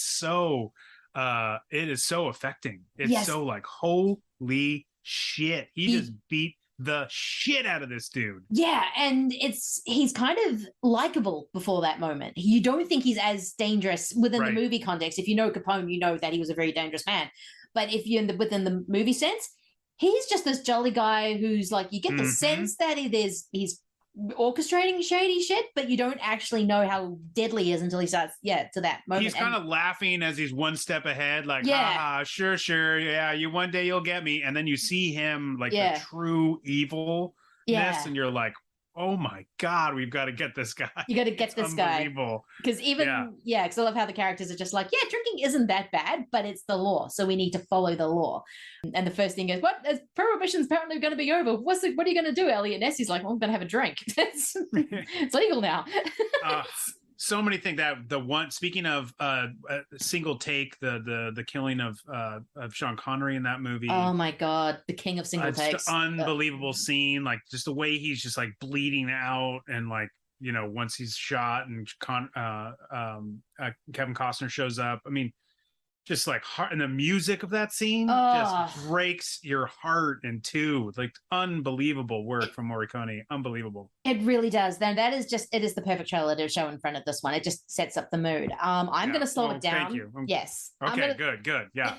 I'm going to go for a TV miniseries for BBC. Another spy story, but I'm going to go for the Tinker Tailor Soldier Spy from 1979, Alec Guinness. I've got a story to tell you. It's all about spies. And if it's true, you boys are going to need a whole new organization. We have a mole, Jim. London. Very near the top.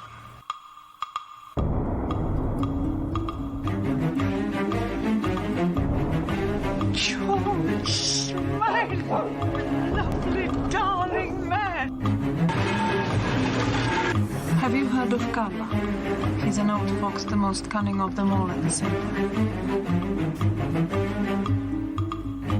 Trust no one. No one. I grew up with this as a kid. This was, I remember being on TV a lot. Like, they'd have it over. If they just needed 2 nights, they'd go, show the Tinker Tailor Soldier Spy miniseries again, because I think it was like 2 nights. I was a little bit older, because I think I'd already had my mind blown by Dad showing me Lawrence of Arabia, and I'm like, why is Alec Guinness what is he doing in this? I thought he was Obi-Wan Kenobi. And then realizing that it's all he is. It's all he is. When there's always a moment frozen in amber to a generation as Obi-Wan Kenobi. He did nothing else. He did nothing else. There's always that moment in your childhood when innocence is lost, when you realize Obi-Wan Kenobi had a career outside Star Wars. They just found this old man and cast him. They were like, you're perfect. What have you been doing your whole life? Yeah, you're it. You don't realize that he's a esteemed British actor who used to work with David Lean a lot and was an amazing comic actor. You don't realize that, but no, he's playing George Smiley. It is literally just a series of conversations. And I generally do like the 2011 movie with Gary Oldman. I do too. Yeah. I really do. I've actually not seen the show. I'd really like to see the BBC show that you're talking about. It's really, I've only seen the movie version. Yeah.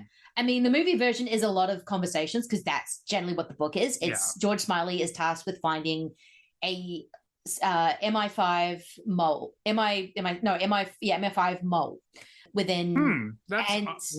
that's odd. Does that come up in the movie we're about to talk about? I think so. It does. Funnily enough, there's a mole. Like the amount of times they say mole in this movie. There's always a mole. There's always a mole. The amount of times they do say mole in Mission Impossible, you could get drunk by doing a drinking game every time they say mole. It's just really good. It is just Alec Guinness showing no emotion. He's got the big glasses on because that's why Gary Oldman had the big glasses.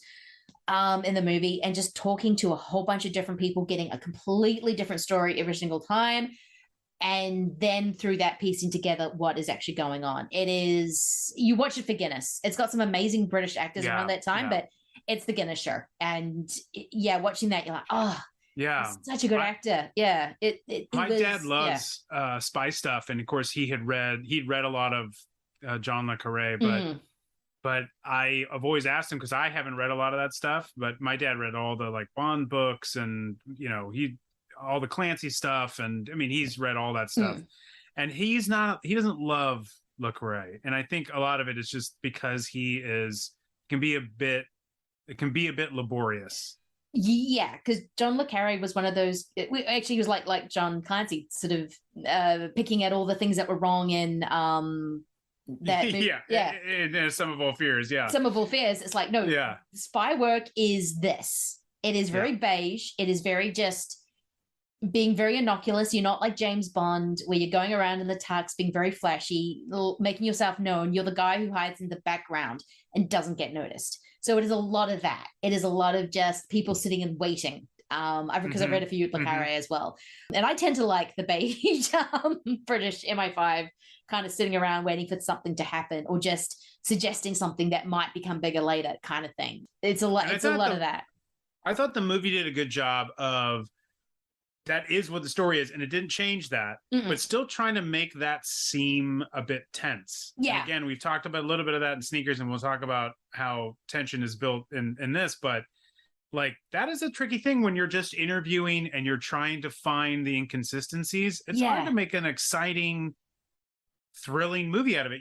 Obviously the dialogue can be really good and interesting, and the acting really stellar, but that still is a lot to try to make that really interesting. I thought the movie did a good job of taking what is, you could say, a bit dry of material and kind of making it really interesting. And Oldman is obviously, hot take, a very good actor. Yes. I don't know if anyone's ever said this, but he's very good. He's gonna make something of himself. Just you wait. I think he will. I think he's got a bit of a promise in his future, that guy.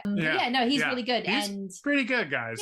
Yeah. Same with Alec Guinness. Got a lot of promise. Got a lot of, well, he does. He certainly does. Yes. That's great though. He is more than Star Wars, because I think people forget that he actually was one of the great British actors before he got the job as Obi-Wan Kenobi. This was because there was a bit of a lull in his career. He needed money, and he was like, fine, I'll play the desert wizard. And wasn't particularly fussed on it either way. But that's great. I really want to track that down and watch that. I really want to watch that series. I think that would be really good. Yeah. I know. It's really good. That'll be that. Yeah. I got to check that out. Yeah, it is very British in 1970s and very brown, because everything in the British in the 1970s was very beige, but it is still really, really good. What is going to be your second trailer for Mission Impossible? So second trailer, again, a team coming together. I had to pick, different people have different skills that come together, and, I love it when a plan comes together for the A-Team 2010. Oh, I was totally thinking of this one. Where's the plan, boss? You actually sound worried. Those men were your responsibility. Find them. Hell no. I ain't stepping foot in any type of aircraft. Man up! Get in the plane. We gotta finish the escape. Man up and get in there. Putting the team back together. How do you plan on stopping them? Don't sweat them. This just got exciting.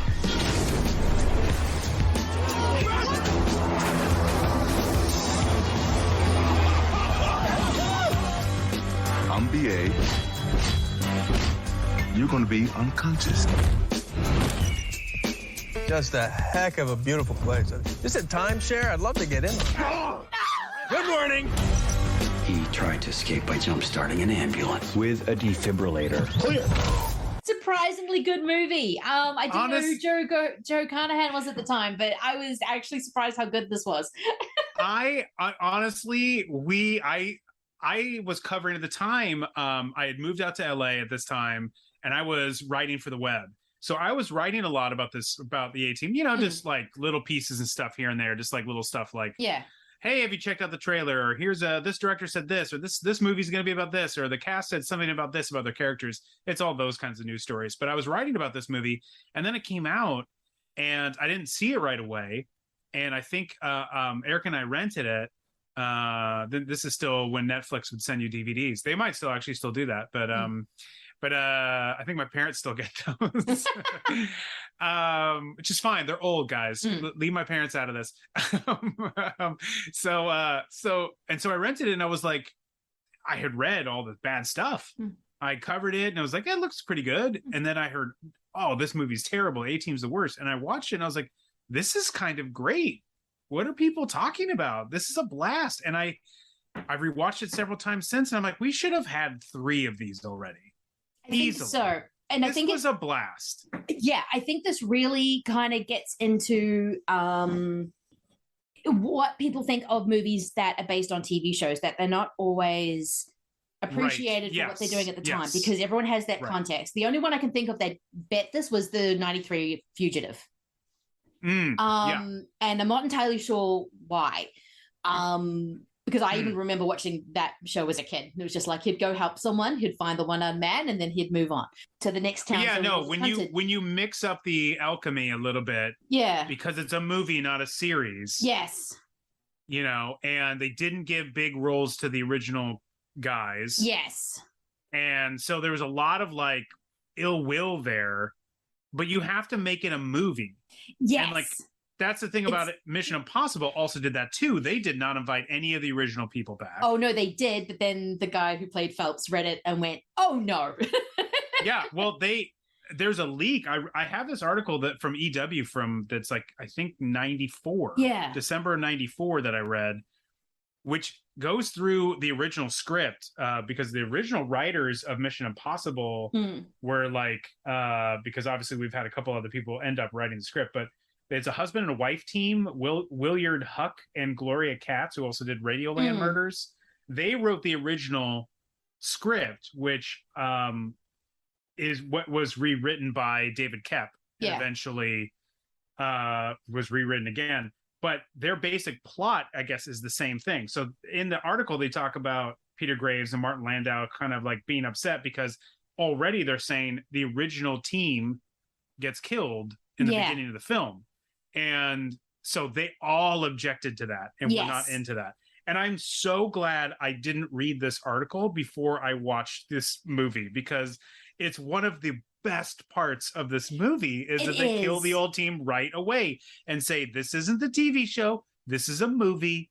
We're paying our homage, but we're moving in a different direction because it's a movie. It's a movie. And because you get the most movie of movie directors, Brian De Palma, that's what he does. And I think it was such an amazing choice. I think this is why this movie has aged as well as it has. Because I think A-Team has aged really well. I think it's so much fun. I think it's a movie, it's an action movie, and everyone's fun in it. And so I think, the A-Team really captures that energy of, we know you remember the A-Team because it's the A-Team, but we're going to show you a new way of doing it, while is trying to keep I'd say A-Team it does keep a little bit truer to the source material than Mission Impossible does, because they don't kill off the team. For sure. Yes. Yeah. No, originally, there was definitely a bit more of like, there's a bit more of an anachronistic quality to Mission Impossible than A-Team. But I still think they both had that kind of, there's a little bit of people going, hey, what about the original show? This isn't quite the original show in both aspects.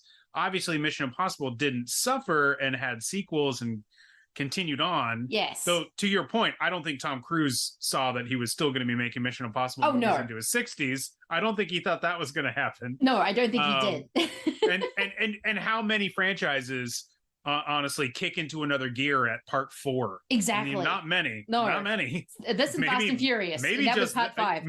Yeah, that's a great call. That's a great. Though 4 has its fun. 4 has its moments. But when it's got its moments. But 5 is when the plan really comes together, and at 5 they're just like, look, all bets are off. They're superheroes. Drag this safe through the streets of Rio de Janeiro. Let's just forget it. You know, yeah, that's when it's just like, hey, forget it. This is now. These are superheroes in cars. Yeah. Eventually, we're gonna take a car and we're gonna make it into a space shuttle. And this is where we're gonna go. This is where we're gonna go. And then when the car did go into space, everyone went, well, it's not as cool as I thought it would be. Yeah, I thought this would be a bit better, but I was all on board for it. Yeah, and then you saw what happened. I'm like, no, it's not. Space car. Space car, not as good as I thought it was going to be. Right. But you're right. That's a really good call. But there's not a lot of, Hellraiser series, maybe part 5. No, I don't. Sure. Yeah, they really got it going in Inferno. That's when they really figured it all out. Exactly. I do like Friday the 13th 5. Of course, that is the sleaziest, A New Beginning. That's the sleaziest of them all. But I don't know if that kicked the franchise into another gear. It just doesn't happen a lot. But no, that just made them change direction because everyone just went, oh, we made it too sleazy. We have to go back to the innocent fun. I love 5. I unabashedly love 5. Oh, I love 5. Every character in that movie is a sleaze bag. It's unbelievable. It's just unbelievable. The way I love it. Danny Steinman will always focus in on the ass is something I love desperately, even though it's not an ass you want to be looking at. That movie is. He also glorious. Tried to make a 5-minute love scene in the middle of the movie that he thought would just be that they were like, no, you got to cut this down. He's like, why? No, this is not. No. We enjoy seeing naked kids, but we got to cut this. We have the rest of this movie to do. There's just not a lot of movies or a lot of franchises that do what Mission Impossible does. But I do think A-Team could have had a couple sequels. I think it could have had it. I wish we could have. Yeah, I wish we would have been able to swallow the pill. We do obviously. I think Mission Impossible is a better movie, a better movie, maybe a more well-crafted film, maybe a slightly better cast, but no slouches on the A-Team cast either. No, absolutely Liam not. Neeson and Bradley Cooper and hang on, to pull up the cast. No, it's that guy who was in Plan 9, District 9. District 9. Sorry, yeah. I'm forgetting his name, but guy from South Africa. Yes. And Jackson, what's the guy who was like the MMA fighter? Yes. Quentin Jackson, yes. Yeah. Hey, Henry Cerny. Cerny, yeah. Mm-hmm. Cerny, who's also going to be coming up. Yeah. He's also an A-Team. Play another, like, I've mentioned this on our show. I love like nameless bureaucrats. There's some of my favorite characters. There's nobody better than Henry Czerny. They're playing just a douchey and guy in a suit. Guy in a suit. Part of the system that just won't let the system work. Yeah. Just always throwing something to stop the whole momentum of everything. Guy that's always throwing the book at you. You're just like, I hate this guy. No one plays that better than him. He's I think he's coming back for the new Mission Impossible movies too. Yay! At least one of them. So I'm very excited for them to go back to that. I love that they kind of dip back into the early films. Yes. It's pretty great of Macquarie to do. That's what I love. I do love. And speaking of later Mission Impossible films, I'm going to go basic. But my second trailer is going to be Fallout, Mission Impossible Fallout. I wanted to show where the series is now, and I purely just wanted to show a trailer that has Henry Cavill cocking his friggin' fists. You had a terrible choice to make in Berlin. One life over millions. And now the world is at risk. This is the CIA's mission. If he had held on to the plutonium, we wouldn't be having this conversation. His team would be dead. Yes, they would. That's the job. Down with the victims. We both know you need them. Stuck in the middle of all irrelevance. You don't understand what you're involved in. You need to walk away. Please don't make me go through you. How many times has Hunt's government betrayed him, disavowed him, cast him aside? how long before a man like that has had enough?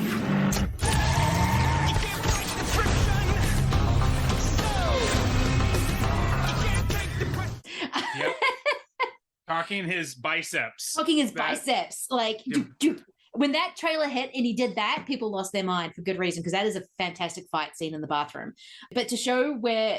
I love that scene. It is so freaking good. So good. But to show where Mission Impossible started as this kind of movie that is literally shaking off the series, doing something else, took a few, even though I like 2 and 3, I'm a defender of Mission Impossible 2, John Woo. The Woo. The Woo. We call him the Woo. Call him the Woo. Yeah. That clip. Tom Cruise. I mean, God bless. I don't know if you've seen that clip, but he, in the special features, that's what he says in the special feature interview. It's like, I mean, we call him the Woo. He's the Woo. It's like just it's a classic. It's even in Massive Talent, who goes, "Oh yeah, what's your favorite?" Well, it's Face Off, and he goes, "Woo, Meister." I'm like, yeah, good boy. Yeah, I mean, I love this series unabashedly. So I'm with you. I don't think 2 is as bad as everyone said. No. And believe me, I watched it and I was initially a little like thrown because I love the first one so much. Yeah. But in the totality, it's not as bad. It's still not awesomely It's not Woo's best movie. Yeah. No, but there is some good Woo stuff in it. Yeah, it's 2 people spinning off a motorbike. How Woo can you get? Yeah, exactly. But that also then, it's like that motorcycle stuff, though, the way they did it in, I think actually in Rogue Nation, or was it in Fallout? I get those two get very blurred in my mind. But they do a very good job with that, too. I think it actually, it might be Fallout. Yeah. But yeah, I unabashedly love this series, and I will watch any of the Mission Impossibles anytime. So I'm with you. Is what I'm trying to say. Yes. I love this series. Yes, I mean, yes, the series really found its kind of footing of what it is now with Ghost Protocol, but it's such a fascinating series because you can kind of see how it changes with each kind of era of what kind of where Hollywood is with action, and now it's kind of Tom Cruise just almost killing himself for our entertainment. Good morning, Mr. Phelps. This is your mission should you choose to accept it. Should you or any member of your IM force be caught or killed, the Secretary will disavow all knowledge of your actions. Ethan Hunt will be your point man as usual. Good luck, Jim.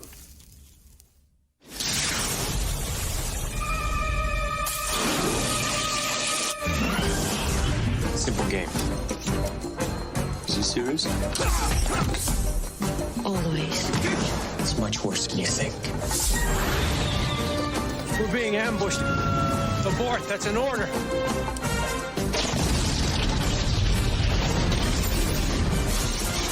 They knew we were coming.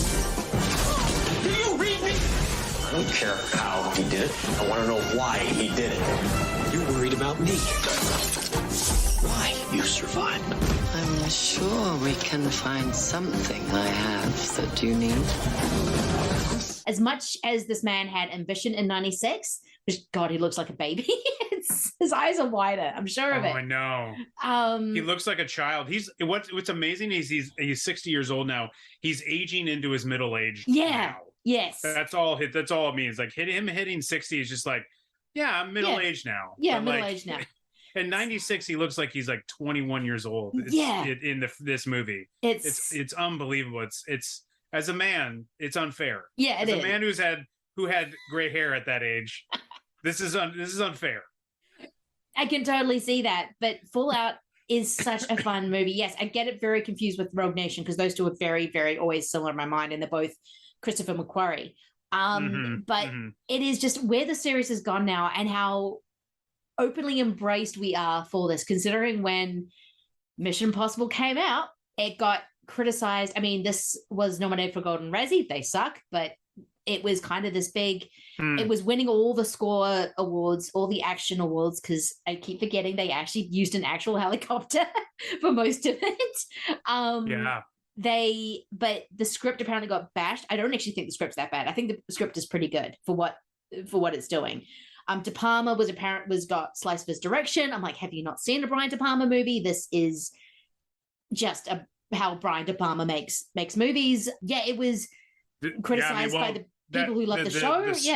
The sweat dripping down the eyeglass. Oh, it is one of the like great moments in a tense heist scene, but also one of the most De Palma moments of all the De Palma moments. It's so like the way he's able to bridge what he does and like making this very big slice of populist entertainment is like it's unbelievable. It's an unbelievable marriage. It really is, because every so often Brian De Palma would come out and make a populist movie because his most Brian De Palma thing didn't work. I know because he made Untouchables to show he could make one of those kind of movies. And he did, and he went back and he made Mission Impossible again to show it's not always straight after a flop, but I know like Body Double did not do well. So then a few years later he goes and makes Untouchables. I don't know when Vanities of the Bonfire was made. That was late 80s as well. Early 90s. Yeah, he makes Untouchables, and then he does Casualties of War. Ah, yes. And that's a great movie. Unbelievable. But, you know, we were sort of at the, I don't know if we were at the end, but we were sort of like, I think there was a little bit of like weariness with more Vietnam movies, I think, at that point. And Casualties of War is a heavy movie. It's heavy movie. It's less about the war as it is about American war crimes. Correct. And so, yeah, then he follows up, but Casualties of War still like gets, you know, I don't think it was, you know, I don't know if it was I just mean to say that I don't know if it was a huge financial success. It wasn't. But it certainly was well received by, at least critically, I think. Critically it was, because it is actually touching on something that a lot of people don't talk about when they talk about American wars, is that, hey, you're sending assholes into battle and they're going to be doing some horrific things. Sometimes it's war. It's what happens. So it sort of took the scene from Platoon where they go through that village and sort of raise the village and stuff, and just sort of said, okay, but let's like focus in on a little bit of that and let's make a bigger deal of, because that moment you kind of, it happens, and it's certainly not trying to hide away from it, but it's like, no, there's more to that, and let's make a movie about that specifically. Yeah. And I'm not saying that he was trying to exactly cull from Platoon. I'm just saying, like, you know, this was a real thing, and he was just trying to put a bigger light on it. Yeah. And but after Casualties of War, that's when he did The Bonfire of the Vanities, which I remember being super excited for, and that was a big stinker.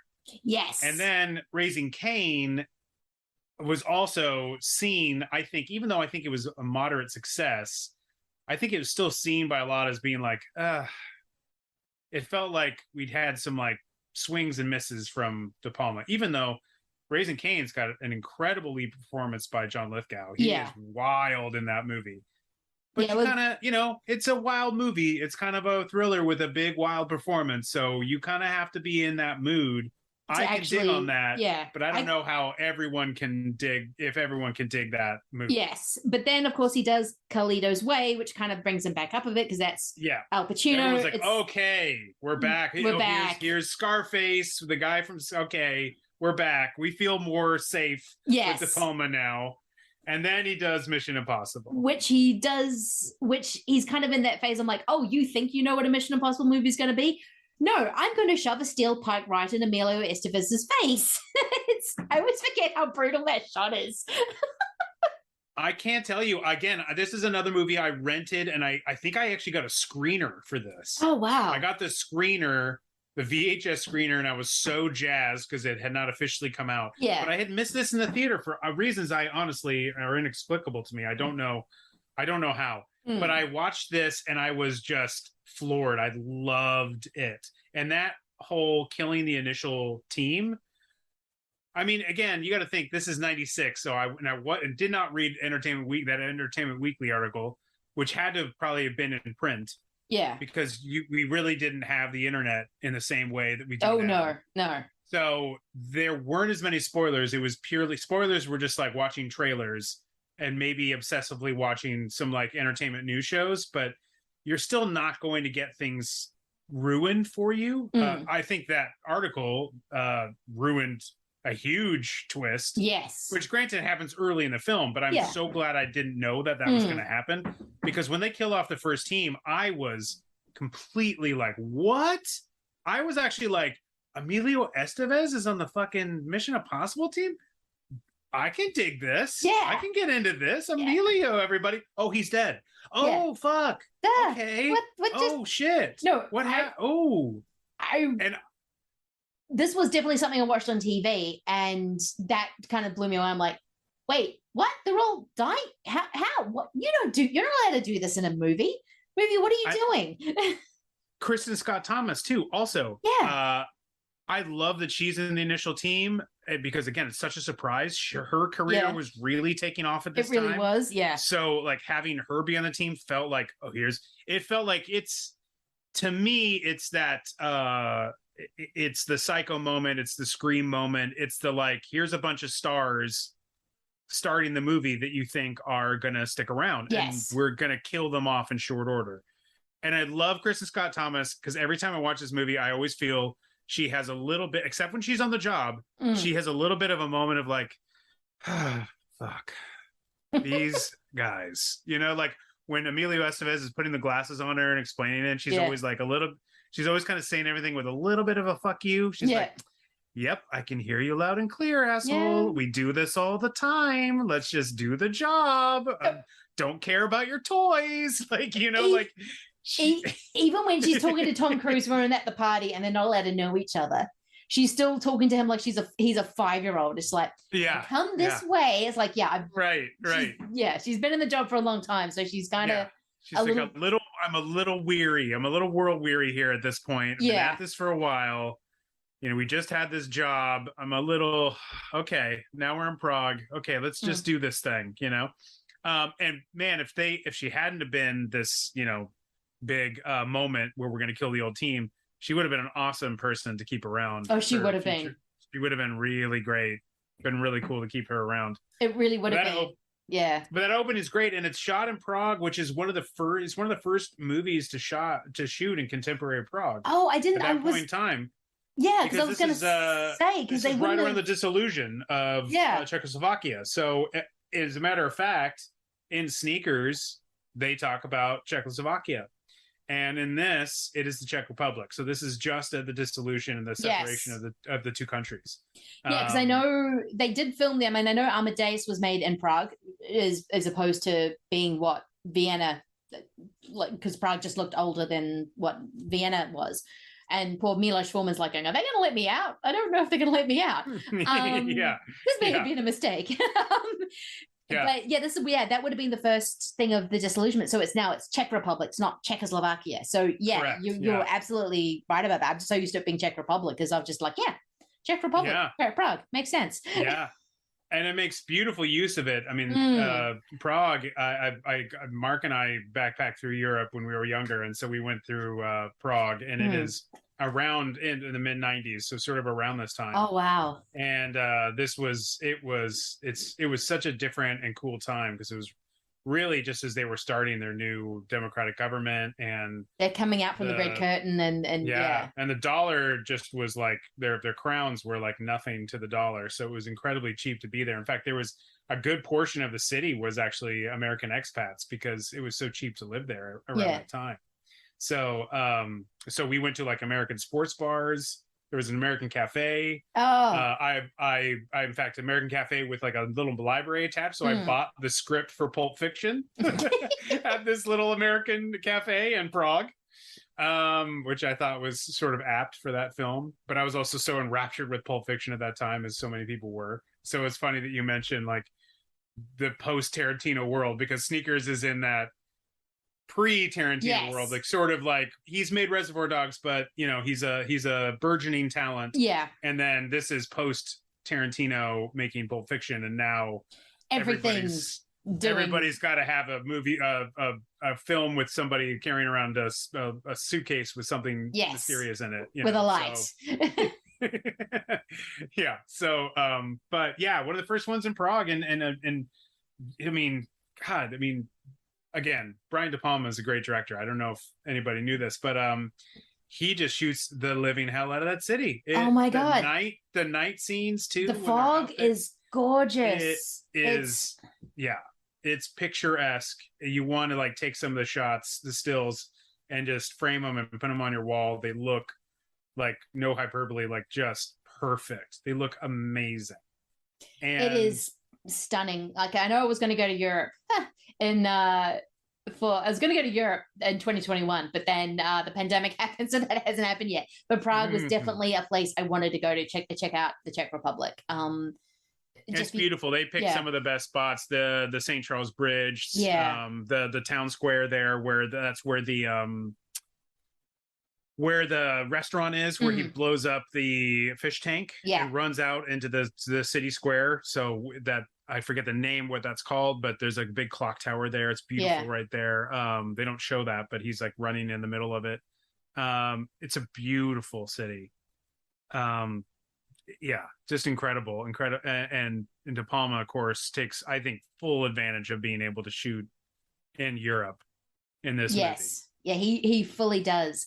Because already this, because vaguely in the show they were traveling around to different places, but because it was a show in the 60s and the 80s, they were like, well, we're doing this in LA or wherever they were probably shooting. But this really sort of starts off, the Mission Impossible is the globetrotting movie. And through every other place that they've done a movie, it's always been hanging off a building in Abu Dhabi. It is going to it's always been very location heavy. Yes. So that is something I've always loved about the franchise as a whole, and this kind of where it starts. It's this kind of disconnect of like, no one's thinking, we want this to be a big hit. We want this to be the biggest movie of the year because it's Tom Cruise. And he's like, well, I'm Tom Cruise. But at the same time, I don't think anyone would have thought that everyone is pumped for the seventh Mission Impossible movie. They've shot back to back the 7th and 8th. Yes. Yeah. So we have 7 and 8 coming, and I'm could not be more excited for Me 7 neither. and 8. But you're right about that. Brian De Palma shoots not only the hell out of Prague, but the hell out of this movie. This whole movie. I mean, the scene is amazing when they all start dying off. I think it's amazing. I think so. I can absolutely understand if you're already a fan of Mission Impossible, you're going to watch the show, and then this happens. You're like, hang on a minute, there's going to be a disconnect of what your expectations are and what this movie is. But now I'm sort of watching it, and there is not an angle that De Palma does not shoot from. I mean, there's an amazing scene when Tom Cruise is in the cafe with Cernsey, and the camera's literally under Cernzi's underneath his chin. Yeah, it's under his chin. It's under here. It's under his chin. And it's an amazing shot. And it's like a tight Orson Welles shot where Orson Welles would like dig out a hole in the ground to put the camera down it's below. Literally that shot. But then like he's shooting with like a lens that he can like focus straight up into your chin, into your face. And it gets more and more. Unbelievable. It gets closer and closer to his chin.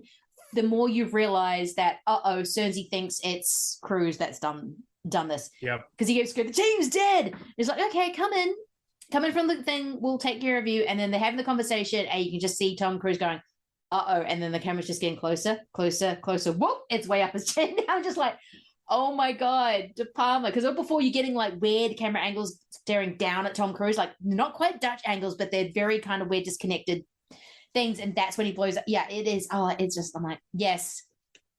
De Palma. I love it. You got De Palma shooting this. You've got Robert Towne basically writing scenes the night before they shoot them. Yeah. Because again, they had the framework of this movie. I think David Koepp comes in, and he helps restructure the story, but Towne is the guy who ends up writing most He's on the day, scenes. yeah. I mean, to have Koepp and Townsend on it. Oh my. I mean, it's like that and De Palma directing, that is crazy. Unbelievable. And of course, Robert Towne, I have to say, started out with Corman, and what a wild career. Started out in the same acting class as Corman. That's my God. You can believe that. So, if there's a guy who knows to write things on the fly and make things make sense on a very specific time budget, it's Robert Towne. It's Robert Towne. And there's some incredible lines in this, and he's working in concert with Tom Cruise, but like what's funny is that they still are using that template now. Because when Macquarie makes these movies, they basically have a structure. They have like their set pieces mostly figured out, but scene by scene, he is coming up with the script before they shoot these scenes, which is crazy to me. When I was listening to some of the commentaries for his Fallout and Rogue Nation, that they make movies this way. I'm like, that is crazy that you're like, oh, well, I'm writing to the location. So I don't really write the script because I'm waiting until we pick our places and we know where the story's going. So once he finds out where he's going to shoot, that's when he's writing the scene. I'm like, that. So no one knows what they're going to say yet? That's crazy. That's wild. That is so wild. I mean, I know they have to like pre-do everything of the action scenes because these are very intense action scenes, and Tom Cruise is literally hanging off a helicopter and the Halo, doing a Halo thing we have to do like 20 times. I'm like, oh my God, that poor cameraman who has to like jump before him and then watch him freaking do it. Which they do like what every morning for like many days. Out of the plane. And they couldn't do it. That's the one time they couldn't do it in the country they were filming in because France was like, oh no, that's no. Sorry. I think they did it in. Did they do it in Turkey? Something like that. Yeah, it was a country. They had to They have to digitally add in Paris because Paris wouldn't let them do it there. Because Paris, because they wanted to do it in Paris, and Paris went, oh no, absolutely not. We're not going to be the country. We're not going to be the country that killed Tom Cruise. Absolutely no way. Well, somebody step up because some country's going to do it eventually because Tom Cruise is going to die making a movie. And we're all going to be bummed, but we're going to be like, this is how he wanted to go. He gave himself the Viking death. Yeah. If you've watched a single Tom Cruise movie in the past 20 years, you know this is what he wanted. He just wanted to die making a movie. Pretty much. It's just like, hopefully it's towards the end of production. Let's hope that. Fingers crossed. Or he just doesn't, they not let him die. But it's just, so you see it, and you're even seeing in this one when I still don't know how they did the shot with the train. When it's such an amazing shot when he's the train's like grappling, they're fighting. Poor what's his name, Reno's like trying to get away. The fact that everyone's a bad guy in it, I love. Yeah, like you cannot trust anyone but Ving Rhames. even Luther. But you don't know at first. I mean, again, a post Pulp Fiction world. That's how we get Ving Rhames in this movie. Yes, and his image from this movie is being traded on. Yes. In this film because he is coming in as the badass gangster from Pulp Fiction. Yep. But now we're playing against that type by making him like a computer hacker. But I still forget he's built on that Pulp Fiction. The casting at least is built on that. Yeah, and so you don't know if he's a good guy or a bad guy because you didn't know if he was a good guy or a bad guy in Pulp Fiction. I mean, you knew he's a bad guy, but he ends up begrudgingly making friends with Bruce Willis. So you just don't know like what kind of guy is he. And it's based on that. Yeah. But yeah. I always forget that Luther is there from the beginning. I always think it's like 2 or 3 where he comes in, but no, it's number 1. He's there from the get-go. But you were saying the train, how did they do that? You didn't know where they did. Still don't know how they did it with like, I know they must have done like some sort of thing when he leaps from the exploding helicopter onto the back of the train. That shot just looks unreal. I had to rewind it a couple of times going, okay, so where's the green screen? Where's the apparatus? Where's the stunt guy? Was Tom Cruise, I know Tom Cruise was always famous for wanting to do his stunts, but I knew 90s they were still being a bit cagey about it. So I was just like, and the way that the camera is angled, that he kind of leaped into the camera a little bit, it's such a, That they shot a lot of the train in a couple different ways. They used miniatures. They shot it in the train in Scotland. Yeah. Because they actually were able to use the Channel trains. They weren't initially, but I think Tom Cruise had a dinner with the right person and they were able to get the train.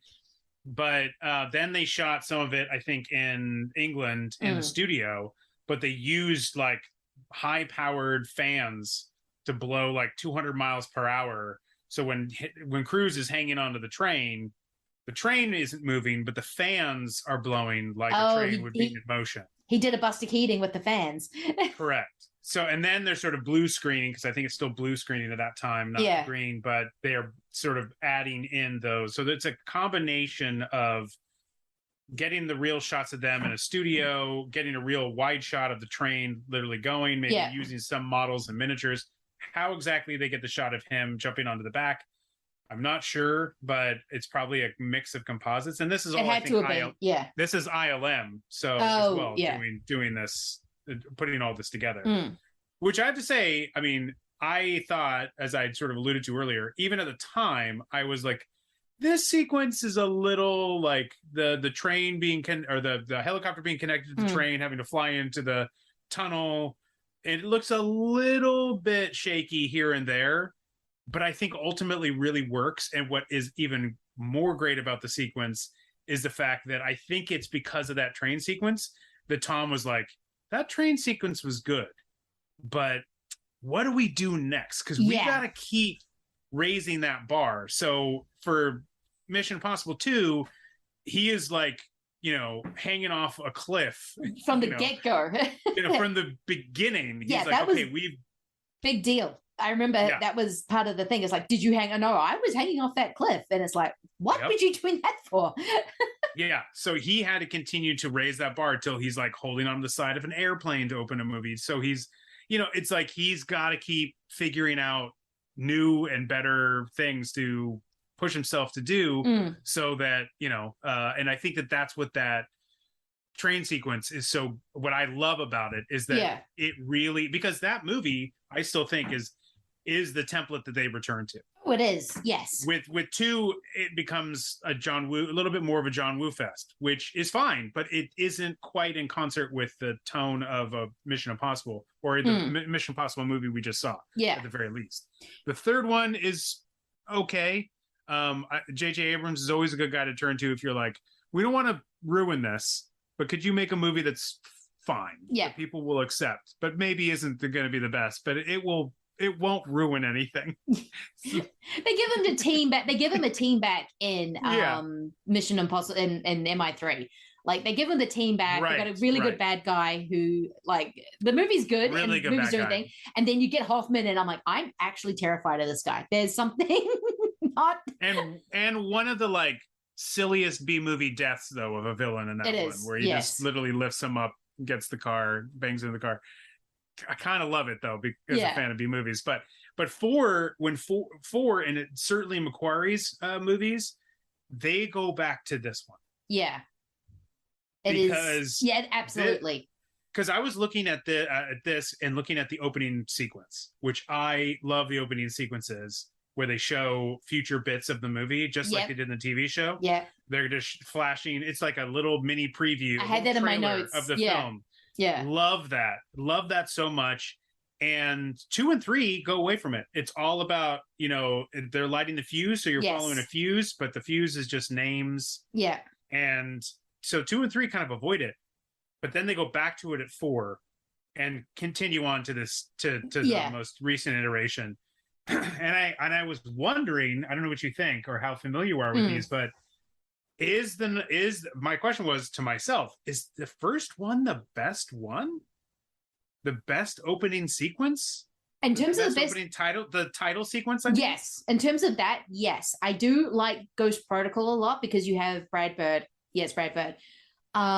Doing his Brad Bird thing, which he is an amazing animating director. I don't know what the exact title of that is. Yeah. That's doing his first live action movie with exactly Protocol. And there is a lot of animated touches throughout that movie when they're doing certain things and all that kind of thing. But I think the first one in terms of opening a movie is actually, I think it's the best. I looked at them all. I watched them all today. Just went back and forth. I could give Fallout an edge. It's really good because part of it's always burning, so it's constantly trying to avoid the flames too. So the way that they intercepted that, and I do love Ghost Protocol. I actually think it may be the best, maybe outside of the first one, maybe the best sequel. But that animation of it is a little too animated for me. But like the first one, it may be the best. it may be the top. The way it keeps almost, it looks like they're cutting frames to like get into each character. Yeah, it's really cool. It's just an awesome looking. I think it's the dog that the rest of the pack is chasing, I think, is what I'm trying to get at. I think it is as well, because I was sort of watching it and going, oh my God, this is so good, because it is lulling people into this very Hitchcockian sense of security. Oh, it's the show. This is what the show did. Right. And now we've got the team set up. We've got John Voight talking to everyone, and, they're all around the table. Oh, no, you actually open up with, I still love the fact that Tom Cruise's position in the first team was that he was the master of disguise. I'm just like, you're Tom Cruise. You're the most, but that's your thing. You're the guy who wears the masks. I thought he was like a mix. When I first saw the movie, I thought, oh, he's a mix of Peter Lupus, who was sort of the brawn and the younger guy and sort of the transportation guy. He was always like driving, flying. A mix of him and Martin Landau, who's always the guy who's putting on a fake mustache or a full disguise to portray somebody else and doing an accent. So I was like, oh, he's kind of a mix of those guys, because he's still one of the younger dudes. Like him and Emilio are like palsy wowsies on this team. A couple of the two young cut-ups. So that's what I was kind of thinking. But yeah, I also love that Tom Cruise as a benefactor of the fact that he's the master of disguise. He plays 3 characters within like the first 10 minutes. He does. One of which is Ethan Hunt, and the other 2 are 2 different people. Which it had to have been for him like just a hoot, and even another great reason to make these movies is like that he gets to play these other characters, much like in Ghost Protocol when he plays like the Russian general, and he gets to sort of like But yeah, 3 characters in 10 minutes. He's already playing. We have the first mission. We have the title sequence. We have the next mission, which is all going to go wrong. It's like, it's so perfect. It's so terrific. It's so riveting. It so brings you into it.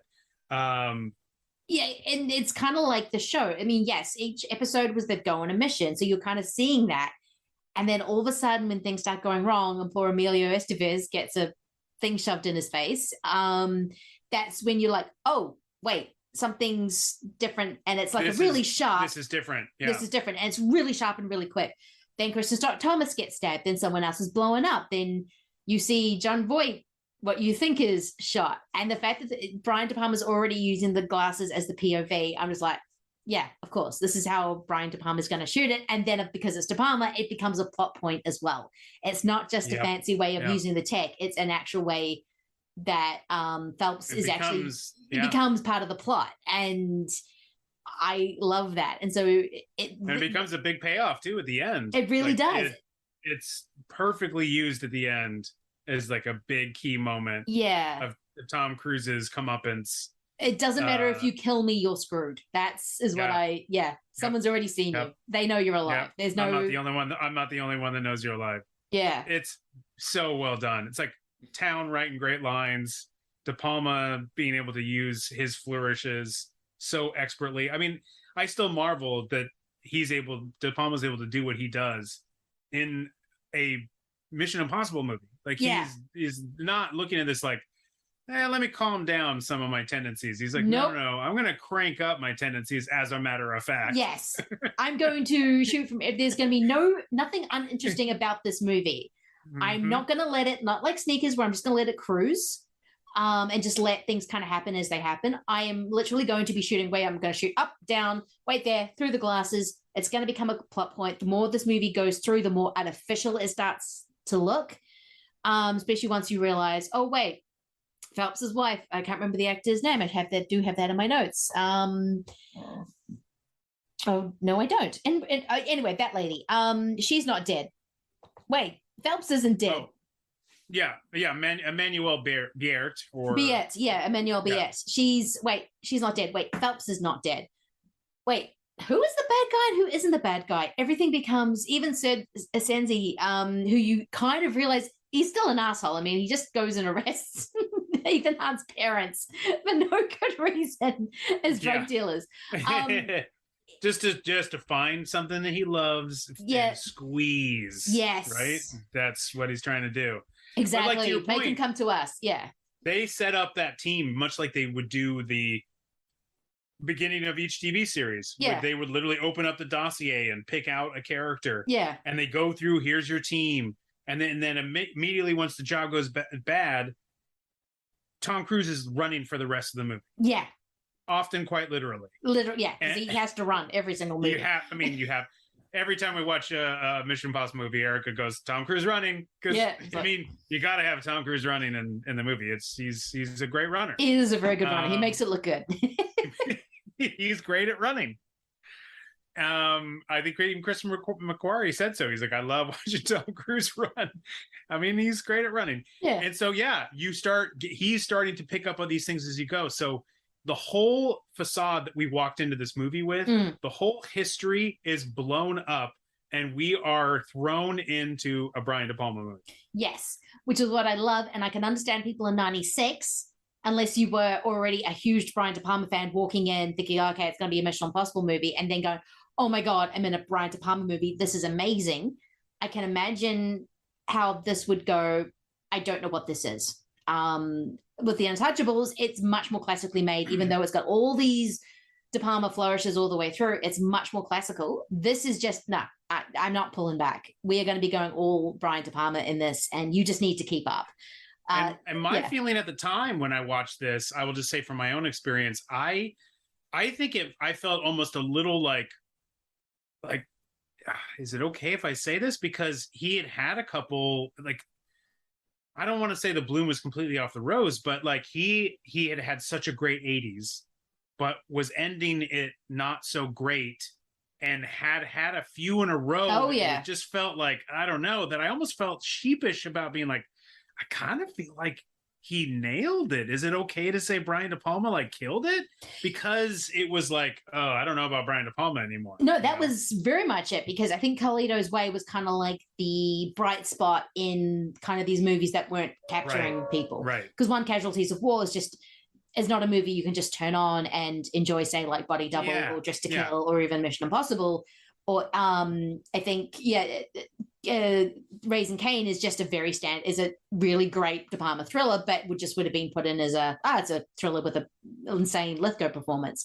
Yeah. And then this one, people were going, I don't know what this is. And it's like, oh no, Brian De Palma he killed it. He absolutely made this amazing movie that did really well at the box office. It won a whole host of MTV. I mean, it was everywhere. I mean, MTV was loving it. Saturn Awards were loving it. People were loving it. It was actually kind of capturing this imagination of this action movie and spy movie, and then goes on to make sequels. And then we're all looking forward to Mission Impossible 7 going, yeah, Tom Cruise, throw yourself off a cliff right now. Please. I mean, and it has like a couple of the scenes. And again, I'm talking a little bit about the effects and whatnot of the train sequence, but that train sequence is iconic. Yes. It is iconic. And the break in to Langley is one of, I think, the most perfect heist scenes in any heist movie. And again, a formula for how we do it. Here's the thing we're going to do. It's absolutely impossible. Yeah. As not to use too fine a point there, and we're going to do it. Yes. And then you kick in the music and we're like, hell yeah, figure out how to do this, even though there's no way you could, but we don't care because you'll figure out some way. And it's all about how you pull off that moment. Yes. There's insane amount of tech around this weird white room where they have this great supercomputer and he has to steal the knock list. But it's one of the most perfectly filmed obviously Tom Cruise on a wire, not quite hitting the floor is a huge moment, but Jean Reno up there holding him, the rat coming by, his nose is bothering him. He's like losing his grip on the rope, and Jean Reno is not a great guy. We don't know what to think about him either. The guy coming in and out, going to the bathroom, the way it's cut together, the way De Palma shot that scene, it is a symphony. It's so perfect, and it is why everyone knows that moment. Everyone knows it's an icon. That's that whole scene. No, everyone knows it. Yeah, there's a reason why that scene of Tom Cruise hovering above the floor was parodied and used so goddamn much. If you were around in 96 after that came out, every sketch show, every kind of spoof had someone hanging. Absolutely. From the ceiling in a white room. It's that high scene is amazing. Yeah, it was like eventually King of the World. It was like it's a moment that is a moment that stuck with us, that like almost hitting the floor but not quite, the sweat falling off and capturing it with his glove. The tension of that scene is like, Andy Garcia at the bottom of the steps and the the baby carriage coming down. I mean, it's the tension that like De Palma is just an absolute master at doing. He does it over and over again. I mean, in Dress to Kill, when you figure out who was it Bobby, who Michael Caine is, the second personality actually is, and you kind of realize when that all kind of ramps up. He continually does it again and again. I mean, the scene in Blowout when John Travolta realizes he's been robbed and he's going through every single one of the camera's just spinning around, he's just going through every single one of his rolls of film, is incredible. That's what De Palma does best. He knows how to ramp up tension, he knows how to do it quickly and effectively, and he knows how to show how the pieces fit next to each other. I mean, I don't think this has split screen in it. Say something like Carrie, when she's really getting off in the prom and the blood's all over her, and she just starts letting go and it's showing her, and then people on fire and not being able to get out of the gymnasium. But that's kind of what he does. It's just, I know how to make you feel tense about a situation, because like Hitchcock says, it's more tense to show the bomb underneath the table but not have your characters know. It's there, and that is kind of his ethos of how he makes movies. He shows you all the play, everything on the board, and then he goes, okay, let's go. And you're like, oh my god, I know the people going to the bathroom. Reno is holding the friggin' rope and he can't sort of hold it.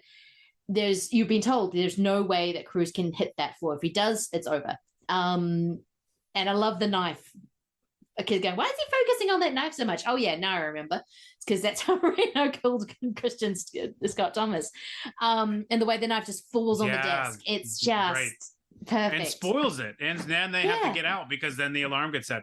It reminded me too, rewatching it, because there's a scene in Sneakers where Redford, they have to go into that into the building's power, raise the temperature of that room so that it's at human temperature, because it's normally colder. And he has to barely walk over that room, and that's all before that movie comes out. This is before Mission Impossible. So I mean, I don't know if they saw that and used any of it, but it has that same kind of tension where he's barely walking, and then they're kind of figuring it out, and they're like, you better hurry. They get on and they tell Redford, you gotta hurry. He's like, that's the one thing I'm not supposed to do is hurry. I have to just barely walk over. So two great scenes where they have that tension, but the one in Langley, there's just so many elements happening. Of course you would be sweating during all of this. That's why I love that moment that there's sweat going down his glasses. I mean, I would be profusely sweating if I was like hanging from there, not knowing does this guy even come back in. It's just like he uses so much. He knows when not only do we have the tension of hitting the floor, but also you can't help but be human. You know that you're going to have a human reaction to that, and building that human reaction into it that also could screw up the whole mission is it's just perfect. It's such it's an amazing scene, and I never tire of watching it. No, that's what I love about Ethan Hunt, is that he's very human. I mean, there's a moment I think it's Ghost Protocol, because he starts off in the prison. They all run together for me.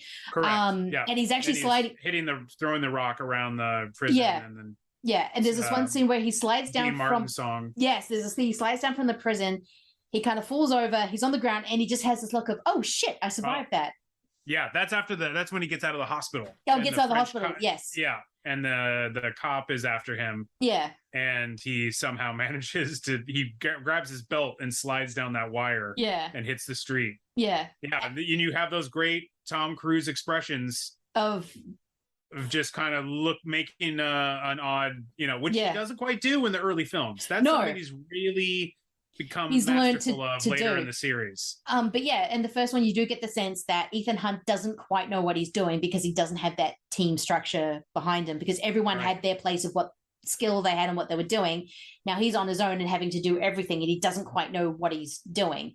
And 2, he's a bit of a superhero, because I think that's just how Wu and him decided to work out the character. 3, it's a little bit back, but in 4, 5, and 6, there are moments when it's not that he's doing a thing well, it's just that he's getting to the place he needs to get to, but everything goes wrong. It's like him hanging off the building in Dubai. It's like, oh crap, the glove is not working, and you're like, oh my god, like he's like very high up at this point. Or in Gross Post, when he's in the car and he's just falling down the thing. It's all, there's a little bit of the sense, as you keep saying, the first Mission Impossible is the one they keep going back to. I think that's an element they've built on, is Ethan Hunt is actually only human. He's doing superhuman things constantly, but at the end of the day, he's just as surprised as we are that he's not dead. Yeah, I think you're right, and I think you're right about being superhuman in the second. And I think the first one is there because of Jon Voight's character being the character Jim Phelps from the original TV series, but also sort of being much more of a mentor kind of guy for him. Yeah. Even though he clearly has the hots for his wife, but which again is another amazingly well done moment from De Palma when he wakes her up with that syringe and original Mission, and she kind of like, he's holding her head and she kind of like rouses and sort of like rubs her face into his hand, and then she realizes it's him and kind of they stop for a second. I'm like, that they had a whole scene where they were supposed to be like they insinuated the love triangle, and I'm like, you killed it with that moment. You it did. Says everything you need to say. It's right there. We know right away there's something up with these guys. But in that first movie, he's much more of a mentor who then loses his mentor and he has thrust out into his own. Yeah. It makes sense that by part 2 that he's his own man. Yeah. He's so beyond his own man. He's a Superman. Yes. That's, I think, where I think maybe you lose people just a touch on that one. Because it's just like, whoa, he's really, I guess, come into his own. And it feels a little bit... So having him then get married, Ming's in the third one kind of brings him back down. Like, I'm settling. It's cool. I'm still my own man, but then it's kind of thing. But yeah, I do like that. They never really have a plan. They always go by the seat of their pants. There's no kind of, because the plan was so worked out when you originally watched the first team together, is that, okay, Estevez does the tech stuff. Kristen Thomas is already in the thing where she's going to be showing people around so she can get you in there. It's already meticulously worked out. Doesn't work. So everything else after that doesn't work. Everything's going to fail at some point, and it's more of them going, oh shit, the tech isn't working. Oh no, why? I'm hanging out outside of a plane trying to get in so I can do something. It's all about Ethan Hunt having to figure out something in the moment that is incredibly dangerous, of how do I not only get the job done, but how do I not die in the process? Nothing goes right. And I think that sort of goes back to the first one where, nothing quite goes right for Ethan Hunt until right at the end. And it's only because he's smart enough to know, okay, if I use the glasses, I can film Phelps. And so I can say the line. I'm not the only one who knows you're dead. Yeah. I think the end he gets ahead of it, but he also gets ahead of it once he has figured out that it's Jim. That's right. You're right there. When he sees the Bible. Yeah. And they have that great scene like in the train station, and they start talking, and he's trying to pretend that he believes Jim's story. Yeah. But he knows that it's Jim now. Yes. And I love that scene so much. Yeah, it's really good, and I think that was one that really Tom worked a lot with Robert Towne on, and they really like cranked that out. It's really a beautiful scene, and really well played by Tom to kind of like play like that he's trying to play along, but he's like, I know it's you. But you're right. He's kind of racing. A lot of the fun of the Mission Impossible movies is that he's just trying to like figure it out as he goes. Yeah. He has moments where he comes up with a plan like Langley, but it's like they're constantly going, well, we have to do this now. So now we got to figure out how we do this. And then something else happens. Well, shit. Okay. Now we got to do this. We got to figure out how we do this. Yeah. So, but yeah, it ends so well by the end that he's like, okay, yeah, I figured you out. I knew it was you. And I knew how to implicate you and get get it so that you will be in trouble and everything will work out. So, but it's not until that end that we realize he's figured it all out. Yeah. Because that we're moment... going to get Max. Yeah. We're going to get you. I'm going to be okay. This is true. It's kind of doing that. It's kind of hiding behind the fact that he already knows what he's doing. It's just no one else does. Whereas the rest of the movies, he's like going, you can see him constantly thinking of like, how am I going to get out of this one? But no, I love that scene when he's talking to Phelps and Phelps is spinning the story about how it's Lindsay, and which is believable because he's such an arsehole that you go, yeah, of course he's a mole. Sure. But then you see him how he shoots on the ground, so you get the gunshots. He's rubbing blood on his hands, and then he looks down to sort of go, oh my God, I've been shot, and then falls off. And the behind looks like a blue screen. It looks so artificial. I was like, wait, is that an actual, did they shot this in a studio? No, he's just making it look like it's shot in a studio because this is an artificial process. I mean, Jim Phelps did not die. He faked his own death. And then you get this in, you find out how everyone else died. The fact that Reno is the one who kills Kirsten Scott Thomas. I think that's that name. Not Kristen Stewart. No, Kristen Stewart. Would have been interesting. Oh my God, that would have been just made the movie better. She might have been 4, but she might have been 4 years old, but a great agent. Young but mighty part of the team. And how you see Emmanuel is the one who blew up the car because he's like, okay, it couldn't have just been you. You had to have had help. You couldn't have killed everyone at the same time. Okay, so how did this actually all go down? And that's another great moment too, where he's trying to convince himself it's not her that did it, that it could have still been Voight, because at that point, you know that Tom knows. Yes. So you're like, okay, he knows, but he's still trying to go, but I don't know, maybe it wasn't her. Like he's still trying to convince himself that it wasn't her. He has to like put himself into his Jim Phelps mask in order to figure that out, which is, it's a lovely little moment. There's lots of lovely little moments in this that pay off. Every moment pays off.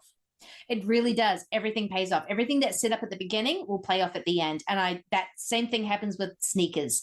Everything that's set up at the beginning has a payoff. And I love movies like that. It's just so well done. And yeah, I love the fact that he's not entirely sure, but when he comes back into the thing after seeing Phelps, she's there lying in the corner and just come over here. And he's like, this could be a bad idea. I don't know if I can trust you now. I've been trusting you since the beginning because I like you, but this is very, and then of course Phelps states, oh, well, you don't covet my wife because I know you have a thing for her. I know she has a thing for you, but I managed to convince her to do this thing with me for the money. So it's all, and I think that moment he says, oh, why would he do this? It's like, it's because it's essentially the money. He's just realized he's not earned enough. He's not achieved enough in his life that he wanted to.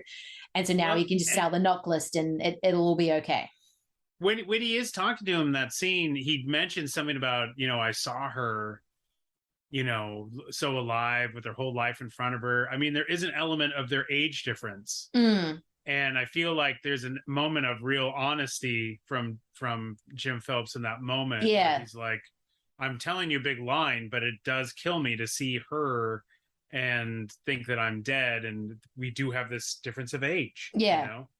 And I know you kind of like her and she might kind of like you. And I'm kind of, an older dude, I think there might be a real something there, I was going to say though, in that 94 article, as they were talking about this project coming into fruition, the Emmanuel, I can't say her last name right, but the woman they were talking about potentially casting in that role was Juliette Binoche. Oh, I love her anyway. So put her in anything and I'm going to be happy. So me too. But I'm also like 1995 Juliette Binoche in that role. Like, oof, that would have been really, I think, like a year before 96, basically. Yeah. That would have been pretty great. That would have been pretty great. Because she doesn't do, the movie that Kristen Scott Thomas was also in, that won all the Academy Awards. The English Patient? Yeah, they hadn't done that yet, had they? I don't think so. Yeah. I don't think that was, no. That isn't that 97? 7 or 8, yeah, something like that. It's Yeah. No, it's the same time. It's 1996. Oh, wow. So it's around that same time. Yeah. It's November, so it's at the end of the year because, of course, Oscar bait. Yes. But yeah, shot around that same time. So we could have had both two of the women there from English Patient in Mission Impossible. In Mission Impossible. Kind of a trip.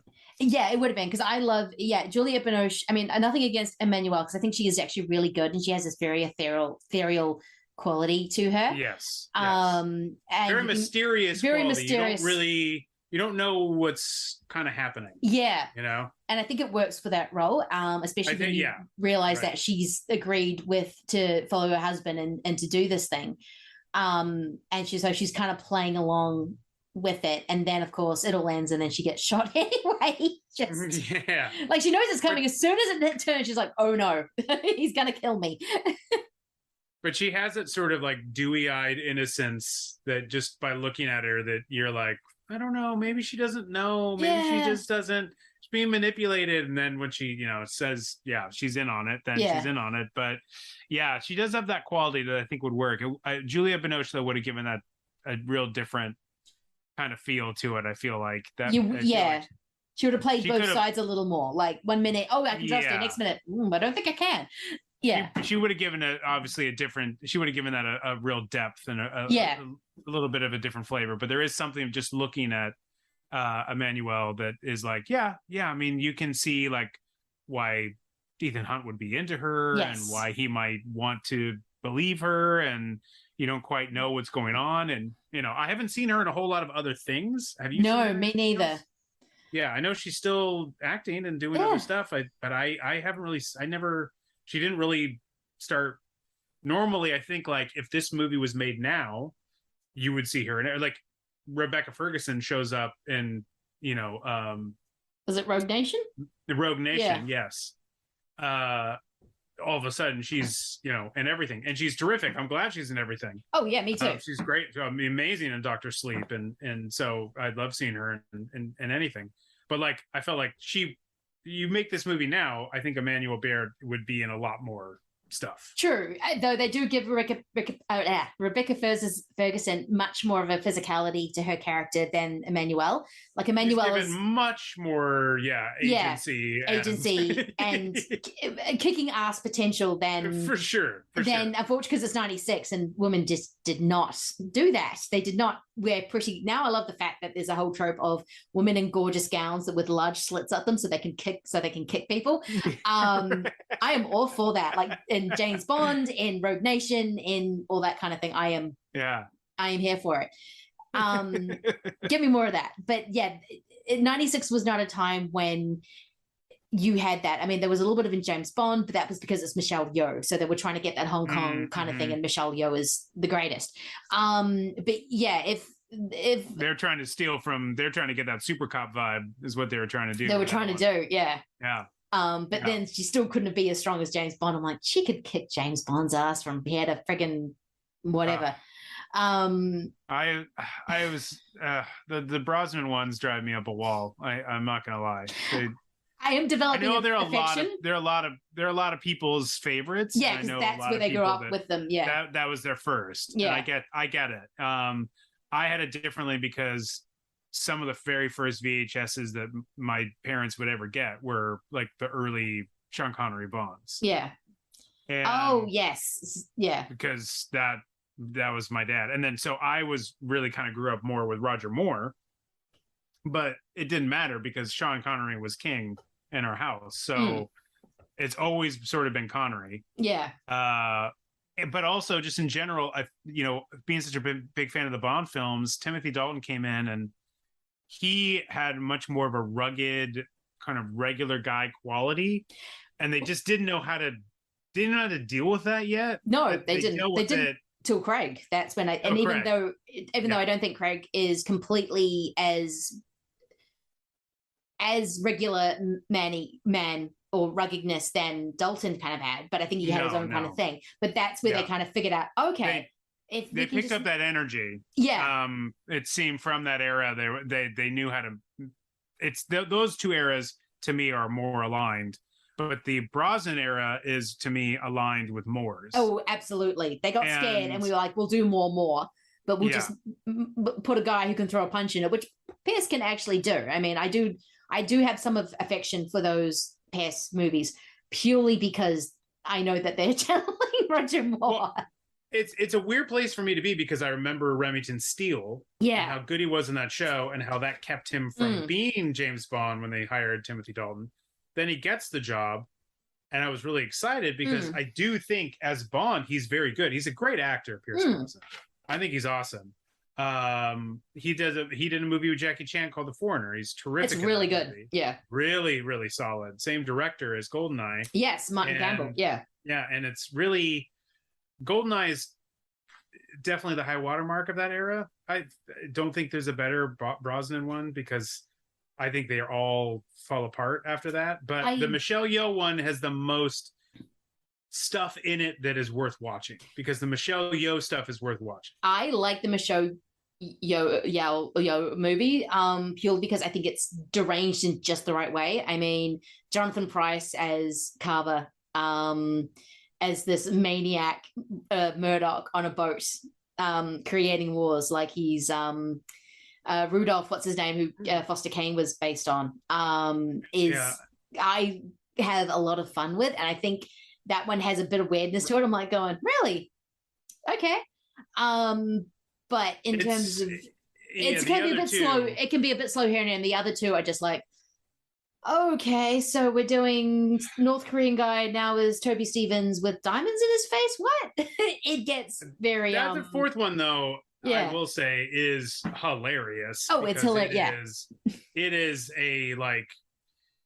is a full moon movie on like a massive Hollywood budget scale. You know, it is just totally ridiculous and out there. Yeah. And yet they're still trying to pull it, but they have all the money to pull any of it off. Yes. But it's like the ideas of it are ludicrous. But they always do this in the Bond movies. There's always gets to a stage where they go too far and the next one they have to pull it way, way back. They do their best to keep themselves restrained in the Craig era, and I think that's why the Craig era is so revered. Yeah. Because like the Roger Moore era they just kept rewatching Goldfinger. It's like, how do we keep replicating this? You gotta just do this at a huge scale. That's all they were like continuing to do. And then the Brosnan ones were like, quick, Star Wars is a thing. Put him in space. Oh yeah. I mean, yeah, I feel bad for Roger Moore because he had to deal with like the kung fu craze that was like taking over. So now we got to do that. We got blaxploitation. We got to go to space. Yeah, we got to blaxploitation. I mean, the 80s, the AIDS crisis. Should he be so promiscuous? Like he had so many things that he had to deal with that would like would sort of. It just didn't go with James Bond. Or they didn't. Only once did they raise the age of a Bond girl, or a couple of times, because Maud Adams isn't too, actually. But it's just like he is getting really old, and they are putting like really young girls next to him, and it's starting to get uncomfortable. It's really starting. It's like, okay, this doesn't feel right. You guys and I feel like that was noticed because because both Craig and Brosnan step away when it's like, okay, I'm getting a little old, a little long in the tooth here to keep doing this. Yeah, let's step away and do other stuff. Yes, I still always think, as much as I love the last one, it's like him and Léa Seydoux just do not make sense. I'm like, could he just end up with Monica Bellucci? Because that is much more. Even feels like much more his Bond's type, because I think that is much more Craig's type. But I'm just like. She seems a little too young for him. She's a little too young for him. He would have totally been with Monica Bellucci quite happily. And because his Bond has to be Seydoux, which, by the way, I love Léa Seydoux. She's amazing. She's great in Ghost Protocol. She is amazing in Ghost. Yeah. in an amazing death. Yeah. Paula Patton. But only I'm trying to steer us back only because I don't want to go off on that last Bond film because it was not for me. But I need to watch it again. But you and Mike are Scott, so it's okay. You can be on that island. He and I are just sipping mimosas and just talking about it, and it's that's not my movie. Yeah. It doesn't have to be. Yeah, that's the thing. Something my wife Erica said was like, there's one thing that movie had was plenty of time to die. Because there was nothing but time to die in that one, because that was long. It was very long. It was a very long movie. Very, very long. So I want to rewatch that movie, but I also have to like carve out a good chunk of a day in order to do it, because it's going to take time. Yeah. It's going to take some time. It's going to take some time to die. and to your point, and I'll just say this and let's please move on, but that might be the movie where they were pushed it a little too far. And to your point, where that's the movie where they pushed it a little far. They did. And so it's good that he took off at that point, because that's when they were going a little too far. They got a little too far with it all. And though I did enjoy the bad guys Leia. I haven't seen a good Bond Leia for a while, and this one was just like, they went big on that one. Awesome. Yeah. In terms of pure production value of that layer, absolutely, I agree. That they went back to that. It makes no sense what he's doing, but I like the layer. Nope. I have no clue what he's up to. I have said that as soon as I said, I dare anyone to tell me what his plan is. Yeah. I have no idea. No. He gets to monologue for a while, and I still don't know what he's doing. No clue. No clue. What is his end game? No idea. Know. But that layer of his was like reminiscent of Dr. No. Yes, it was. Like it had, and I think, pointedly so, out on this island. But it was beautiful. It was, it was a beauty. It was something Wes Anderson definitely jotted down a lot of notes about and was like, I like all this. Okay, this is great. This is great production design. It's retro. I'm gonna use some of this. This is great. No, but James Bond does fuel into Mission Impossible, because it is just another. America's been trying to get the spy franchise off the ground since Dr. No. I don't think there've been spy movies here and there, which I think are really, really good, but it's never had that spy franchise that I think is connected with people as much as Bond does. I could be wrong. Right. Someone's probably screaming at me of the American Spy that they like. I'm like, cool. Well, we talked about Jack Ryan, so I mean, there's that. But I think the preeminent one at this point has to be Mission Impossible. That's the series. Yeah, I mean, there's a few hits here and there, but I would sort of say, if you're comparing the Jack Ryan series to the Mission Impossible series, it's the Mission Impossible series. And I love the Jack Ryan series. Do not get me wrong.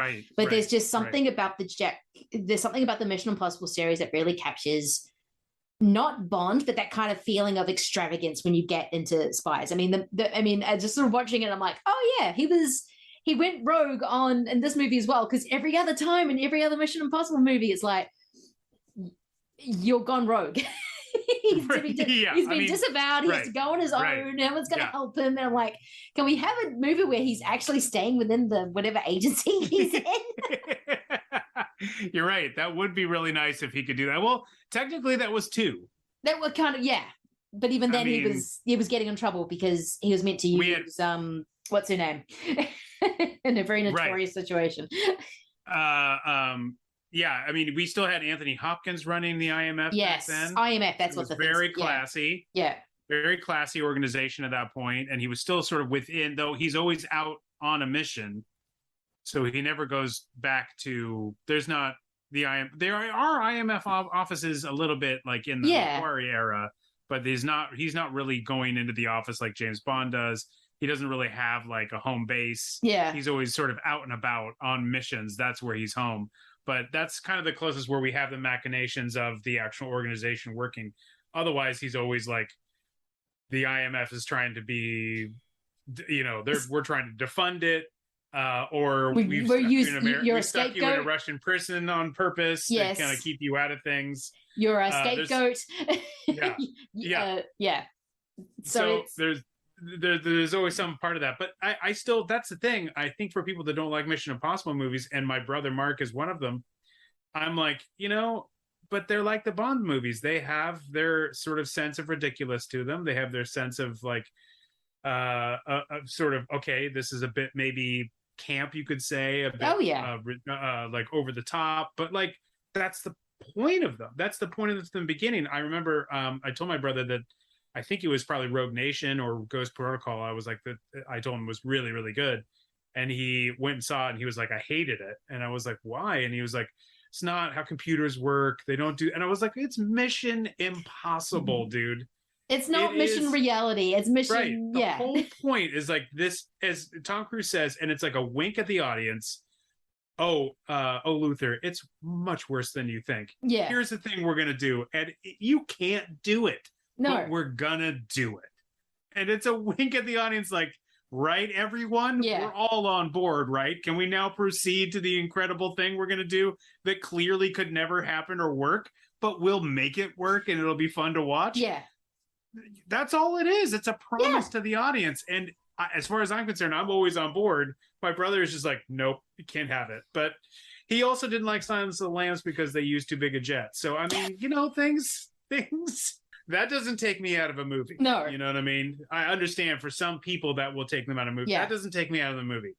There's a certain amount of, like, as an audience member, you have to kind of buy in. And the movie can do its best to aid you to that and bring you to it. And I think De Palma does it with his style, with the way in this movie, as we said, both these movies, just absolutely perfect in their runtime. You never feel like, ugh, well, maybe I can get up and go to the bathroom. You are locked in. It sweeps you up in it. And so they can aid you with it. But there's always a certain element of like, I have to suspend my disbelief to a certain degree. And as I get older, I think the same thing that, our friend Mike has said as well. Like, you always have to meet the movie at its own terms. You and do. I find that a lot, that when I was younger, I didn't. Oh, no, I I didn't either. Why couldn't the movie have been this? Yes. And it's like, the movie isn't that. The movie is something else. Breaking in, I was like, why couldn't the movie been a little bit more of them breaking in and doing, and it, and it didn't go the way it did at the end. Well, that's not what the movie is. The movie is what it is. You have to take the movie for what it is, and then it will either work for you or not, but you have to take it for what it is and not ask why it couldn't have done something else. Exactly. I used to do that as a kid. I sometimes still do. And and I think it's a thing you have to learn how to do to come to a movie on its own terms. And Brian De Palma actively tells you have to do that, purely just with the first act. You think this is just not so you have to come with me, and you have to, every crazy camera angle, everything I'm doing with the Jim Phelps character, every twist, every plot, although we haven't even touched on Vanessa Redgrave yet. Oh my gosh, she's so delightful. Oh my God, I know. Oh, she's so good. She's and they so went good. back to her in the Macquarie era by sort of getting, I guess, her daughter basically in the mix. Yeah. Like, I'm so glad they called back to Max, because an incredibly memorable a character from that first movie, and her scenes with Tom Cruise are great. The way she is so flirty with Tom Cruise, yet she will kill you, and she's like, oh, I could kill you in a minute, but I just want to eat you up like a little snack. That's pretty much it. That's what she's doing. It's amazing. Yeah, it's such a better performance than her performance in Steaming. It is New World Pictures. Look, Vanessa Redgrave knew kind of was depending on her mood. When she wanted to put it on the light, she was amazing. But yeah, it's kind of, that is what he's doing. He is literally going, this is the movie I'm making. You can either watch along with me and be really excited. I'm going to show you a whole bunch of cool things, or you can just go, nope. And I think that's kind of the director he is. He's a very you're uncompromising. Right. He's not going to pander to you any which way, shape, or form. Because he finds that boring. I think he'd rather do shots up the chin, or kind of turn a beloved character into a narcissistic traitor. He would rather do that kind of stuff than do the conventional Mission Impossible movie, which would have been fine, but I don't think it would have gone 8 movies. I just now, because we haven't seen the last 2, but there are going to be 8 movies. I don't think it would have turned into that at all. Yeah, I agree with you. I think that is what has made his career have ups and downs, because he isn't always going to just do, but he can do it. He can do it. He's done it a couple of times. He's done it a couple of times. And certainly here, he's just not always satisfied with just doing that. Yeah. That's not, and his movie right after this is Snake Eyes. Yes. Which is a blast. But man, you got to get into that ride. Oh, you do. You gotta. if you are not ready just to accept a movie on its own terms, Snake Eyes is going to be hard because it's a wild movie, but you can see a lot of the sort of style of Mission Impossible in that movie. I was thinking that, yeah, it's in my notes. The hell out of Snake Eyes, the same way he carries a lot of that DNA into Snake Eyes, but what a wildly different movie with a huge performance from Nicolas Cage. And it's Tyler. But Tyler. but you have to go with that. Yeah. You have to go with him on that. And if he had just done Mission Impossible movies or Untouchables or just done those kinds of things, I think he would have had an incredible career, would have been amazing, but he had to go his own way. Yeah. And I was thinking about this today and it's funny that's why I think it's so funny you brought up Tarantino earlier, because I was kind of thinking what I love about Brian De Palma and why he's one of my favorite directors is that he doesn't have a perfect record. No. And it's what drives me a little bit crazy about Tarantino, which again, I love Tarantino. I was walking around a beautiful European city and buying his scripts. I should have been probably doing anything else. Yeah. But, love Tarantino, but like he's so obsessed with having a perfect record. He is.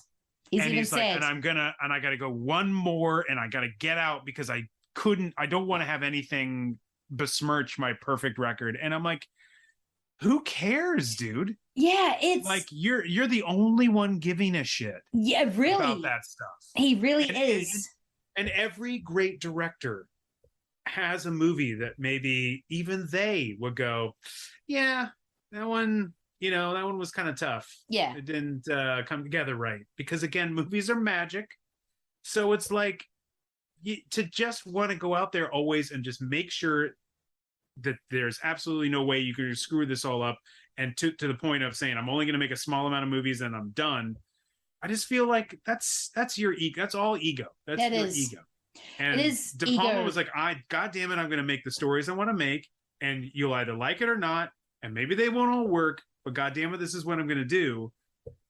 And that's what I kind of love about him. I love that when he hits it, it's an absolute masterpiece. And then he's got moments where you're like, woof, oh, buddy. Oh, yikes. Yeah. Yikes on that one. But that didn't quite work. That didn't hit, dude. That didn't hit. And like, really, after, Mission Impossible, I kind of felt like sheepish about it, but loved it and thought, okay, he's back. Snake Eyes, I thought was real fun. But then Mission to Mars, it's like but I thought he was going to like take off again. But that's what I love about him. He's very uncompromising in that way. He doesn't play it safe. That's what I'm trying to get to. No, he never He's does. Not playing it safe, and that sometimes comes with consequences, and that's okay. I keep going back to that first opening scene of Mission Impossible, but I think that's what it is. I mean, to expect people to accept the fact that you're killing off a team of 96. Now it happens in Deadpool. It happens in Suicide Squad. Scream has happened. It is much more accepted. But even though in a horror movie, it's much more accepted because it's a horror movie. In something like a big budget movie, to do that is a risk. And it's basically having to say, it's a bit of a fuck you to the audience who are coming in and expecting Mission Impossible. But what we got was an amazing action/spy movie because it turned the whole thing on its head. It did it really well. It gave Tom Cruise, well, he was already probably at the height of his Tom Cruise-ness at 96. He was well in the thick of, I don't know if he's had any fallow periods. I'm not sure it's been very long. No, he usually finds a way to come back. He's kind of become one of our only. Yeah, and it's just like because a secretary went out to eat. He's like, fine, I'll sit at her desk and I'll just type up one of the best scenes ever in movies. Goddamn Mamet. No big deal. Like fucking Mamet. It's because it's I think it's one of those bases based on urban legends about Capone, that he was at a dinner, he was telling a story, and he pretty much, I don't know if he killed him, but he bit the shit out of a guy in front of everyone because he was the toughest guy in town. And he wasn't going to let anyone, so he would often show his kind of manliness and his powerfulness by just like randomly killing someone in front of everyone. But yeah, that scene's amazing. There are so many amazing scenes. And just brutally gory too. Like, Yeah. man, I've seen that movie so many times as a child. That blood just spilling on the table is like, I mean, it's iconic, and it is so affecting. It's Yes. so like, holy shit, he just beat the shit out of this dude. Yeah, and he's kind of likable before that moment. You don't think he's as dangerous within the movie context. If you know Capone, you know that he was a very dangerous man. But if you're within the movie sense, he's just this jolly guy who's like, you get the sense that he's orchestrating shady shit, but you don't actually know how deadly he is until he starts to that moment. He's kind of laughing as he's one step ahead, like, sure, yeah, one day you'll get me. And then you see him like the true evilness, and you're like, oh my God, we've got to get this guy. You got to get this guy. Because because I love how the characters are just like, drinking isn't that bad, but it's the law, so we need to follow the law. And the first thing is, prohibition's apparently going to be over. What are you going to do, Elliot? Nessie's like, well, I'm going to have a drink. It's legal now. So many things that speaking of single take, the killing of Sean Connery in that movie. Oh my God, the king of single takes. Unbelievable scene, like just the way he's just like bleeding out, and like, once he's shot and childhood. And then I started going, well, now it's time for indie movies. And it's time to be adults. Films, and it's time to be an adult and drink coffee and talk about meaningful things. Yes. I can't like this kind of stuff. And maybe another reason why I felt like in 96, God, Mission Impossible is kind of awesome. I kind of love it because this is my shit. De Palma, big, when somebody can do a big piece of populist entertainment like this and do it incredibly well, I think that is rare, and it is a huge gift. And some of those things, the A-Team, sometimes you just want to kick back and watch something. Like sometimes you just want to watch Nicolas Cage get the Constitution. Yes. Sometimes that's what you want to watch. And there's room for important films and art films and B movies and horror films and everything else. But sometimes you just like to watch Tom Cruise dangle over a computer and steal a list of names and sweat and hang on to a helicopter and blow it up and use the propulsion of that explosion to land back onto a moving train. And you're like, yes, please. Yes, please. Thank you very much. 7 more of these. Thank you very much. And now movie, as you keep saying, movies are magic, and this is the reason why. There's a whole kind of spectrum of movies that you can watch, and it's not just your indies, not just your prestige, it's not just your foreign language. Just because I'm just thinking of the Wim Wenders Kings of the Road, which I still think about. It's not just your horror. It's the action. It's everything. It's an incredible kind of thing. And when you can kind of talk about these sort of two movies, Sneakers and Mission Impossible, which are doing very, very similar things and have very kind of similar structures, but because you have Cruise leading one and Redford leading the other, they are completely different tonal. Sneakers is a lot calmer. It's going to just take its time, even though it doesn't feel like it is, because it does not feel like a over 2-hour movie. And Mission Impossible with Cruise and De Palma, it is go, go, go, go, go. And it does not stop for just under 2 hours. It's fantastic. And I always love you having on the shows. These are always like the best chats. So thank you so much for coming on. Thank you so much for having me on. I don't know how long this has been. Have we been talking for 8 hours? Something like that. Yeah. We've been talking for half an hour. I'm not 100%. You could tell me either one, and I would be like, I agree. It was half an hour or 8 hours. I don't know, but it was a blast talking about these movies. I hope people enjoyed this chat and watch these two movies. I think this would be a blast in a theater to see these two movies back to back. It really would, because I watched Mission Impossible, then Sneakers, and I'm like, this is just a good time. Before we go, tell people where they can find your good work. You can find us anywhere you listen to podcasts. So wherever you're listening to this, you can listen to us as well. You can find us on Twitter and Instagram, New World Pictures Podcast. I think on Instagram or on Twitter, we are at the New World Pod. On Instagram, I think we're more the New World Pictures Podcast. But look for either one of those and you'll find us. We're on Facebook too, if you're on that old dusty app. But yeah, that's where you can find us. and I'm always manning the Twitter tower. So come say hi to me there. Yeah. And thank you so much again for having me, Lindsay. This was great. No, please give the New World Pictures podcast a listen because it is fantastic. You love them as much as you mock them, which I think is just the perfect mix of reverence. There's insanity. You gotta have fun with these things. You gotta have fun with them. There's insanity involved. And I'm really looking forward to that Children of the Corn redo of the ranking because I'm just like going, oh my God, because there's like 10 of them now. I believe there's 11. Yeah, 11. There might be one that we are not able to find because there's one that was made like during the pandemic, the early days of the pandemic in Australia. Yeah. And I'm not sure if that's possible to get a hold of. So that might be one that we don't know. Give Erica my condolences for having to watch the 11. She is kind of one of the people that was talking about doing this. So, wow. And she's got no one to blame this time. Yes. She had plenty of words to say when we ranked all the Hellraisers. She did. That's what I was remembering. Yeah. And she still gets mad about that. Yeah. That she had to watch all of them. But this one, she can't get mad. No. She can't get mad at them. No. And we've already watched 2 of them. So because we did, Children of the Corn was our very first episode. And then we did a Nearly New World episode where we talk about movies that New World almost released, which there are some, or that they could have released, which is Children of the Corn 2. The Final Sacrifice. They called it The Final Sacrifice because they thought, we can't make more. No one will watch a third Children of the Corn. We're really milking it just by doing a second. And that one, we talk. If you listen to the episode, we talk about how this could have been made by New World, but New World kind of fell apart at that point. But and how the rights were taken away and who ran off with them, and so so we've already done 2, so she's only got to do 9 more. Well, I look forward to listening to it because I'm going to try for this October to do some of the Children of the Corn movies. God bless you.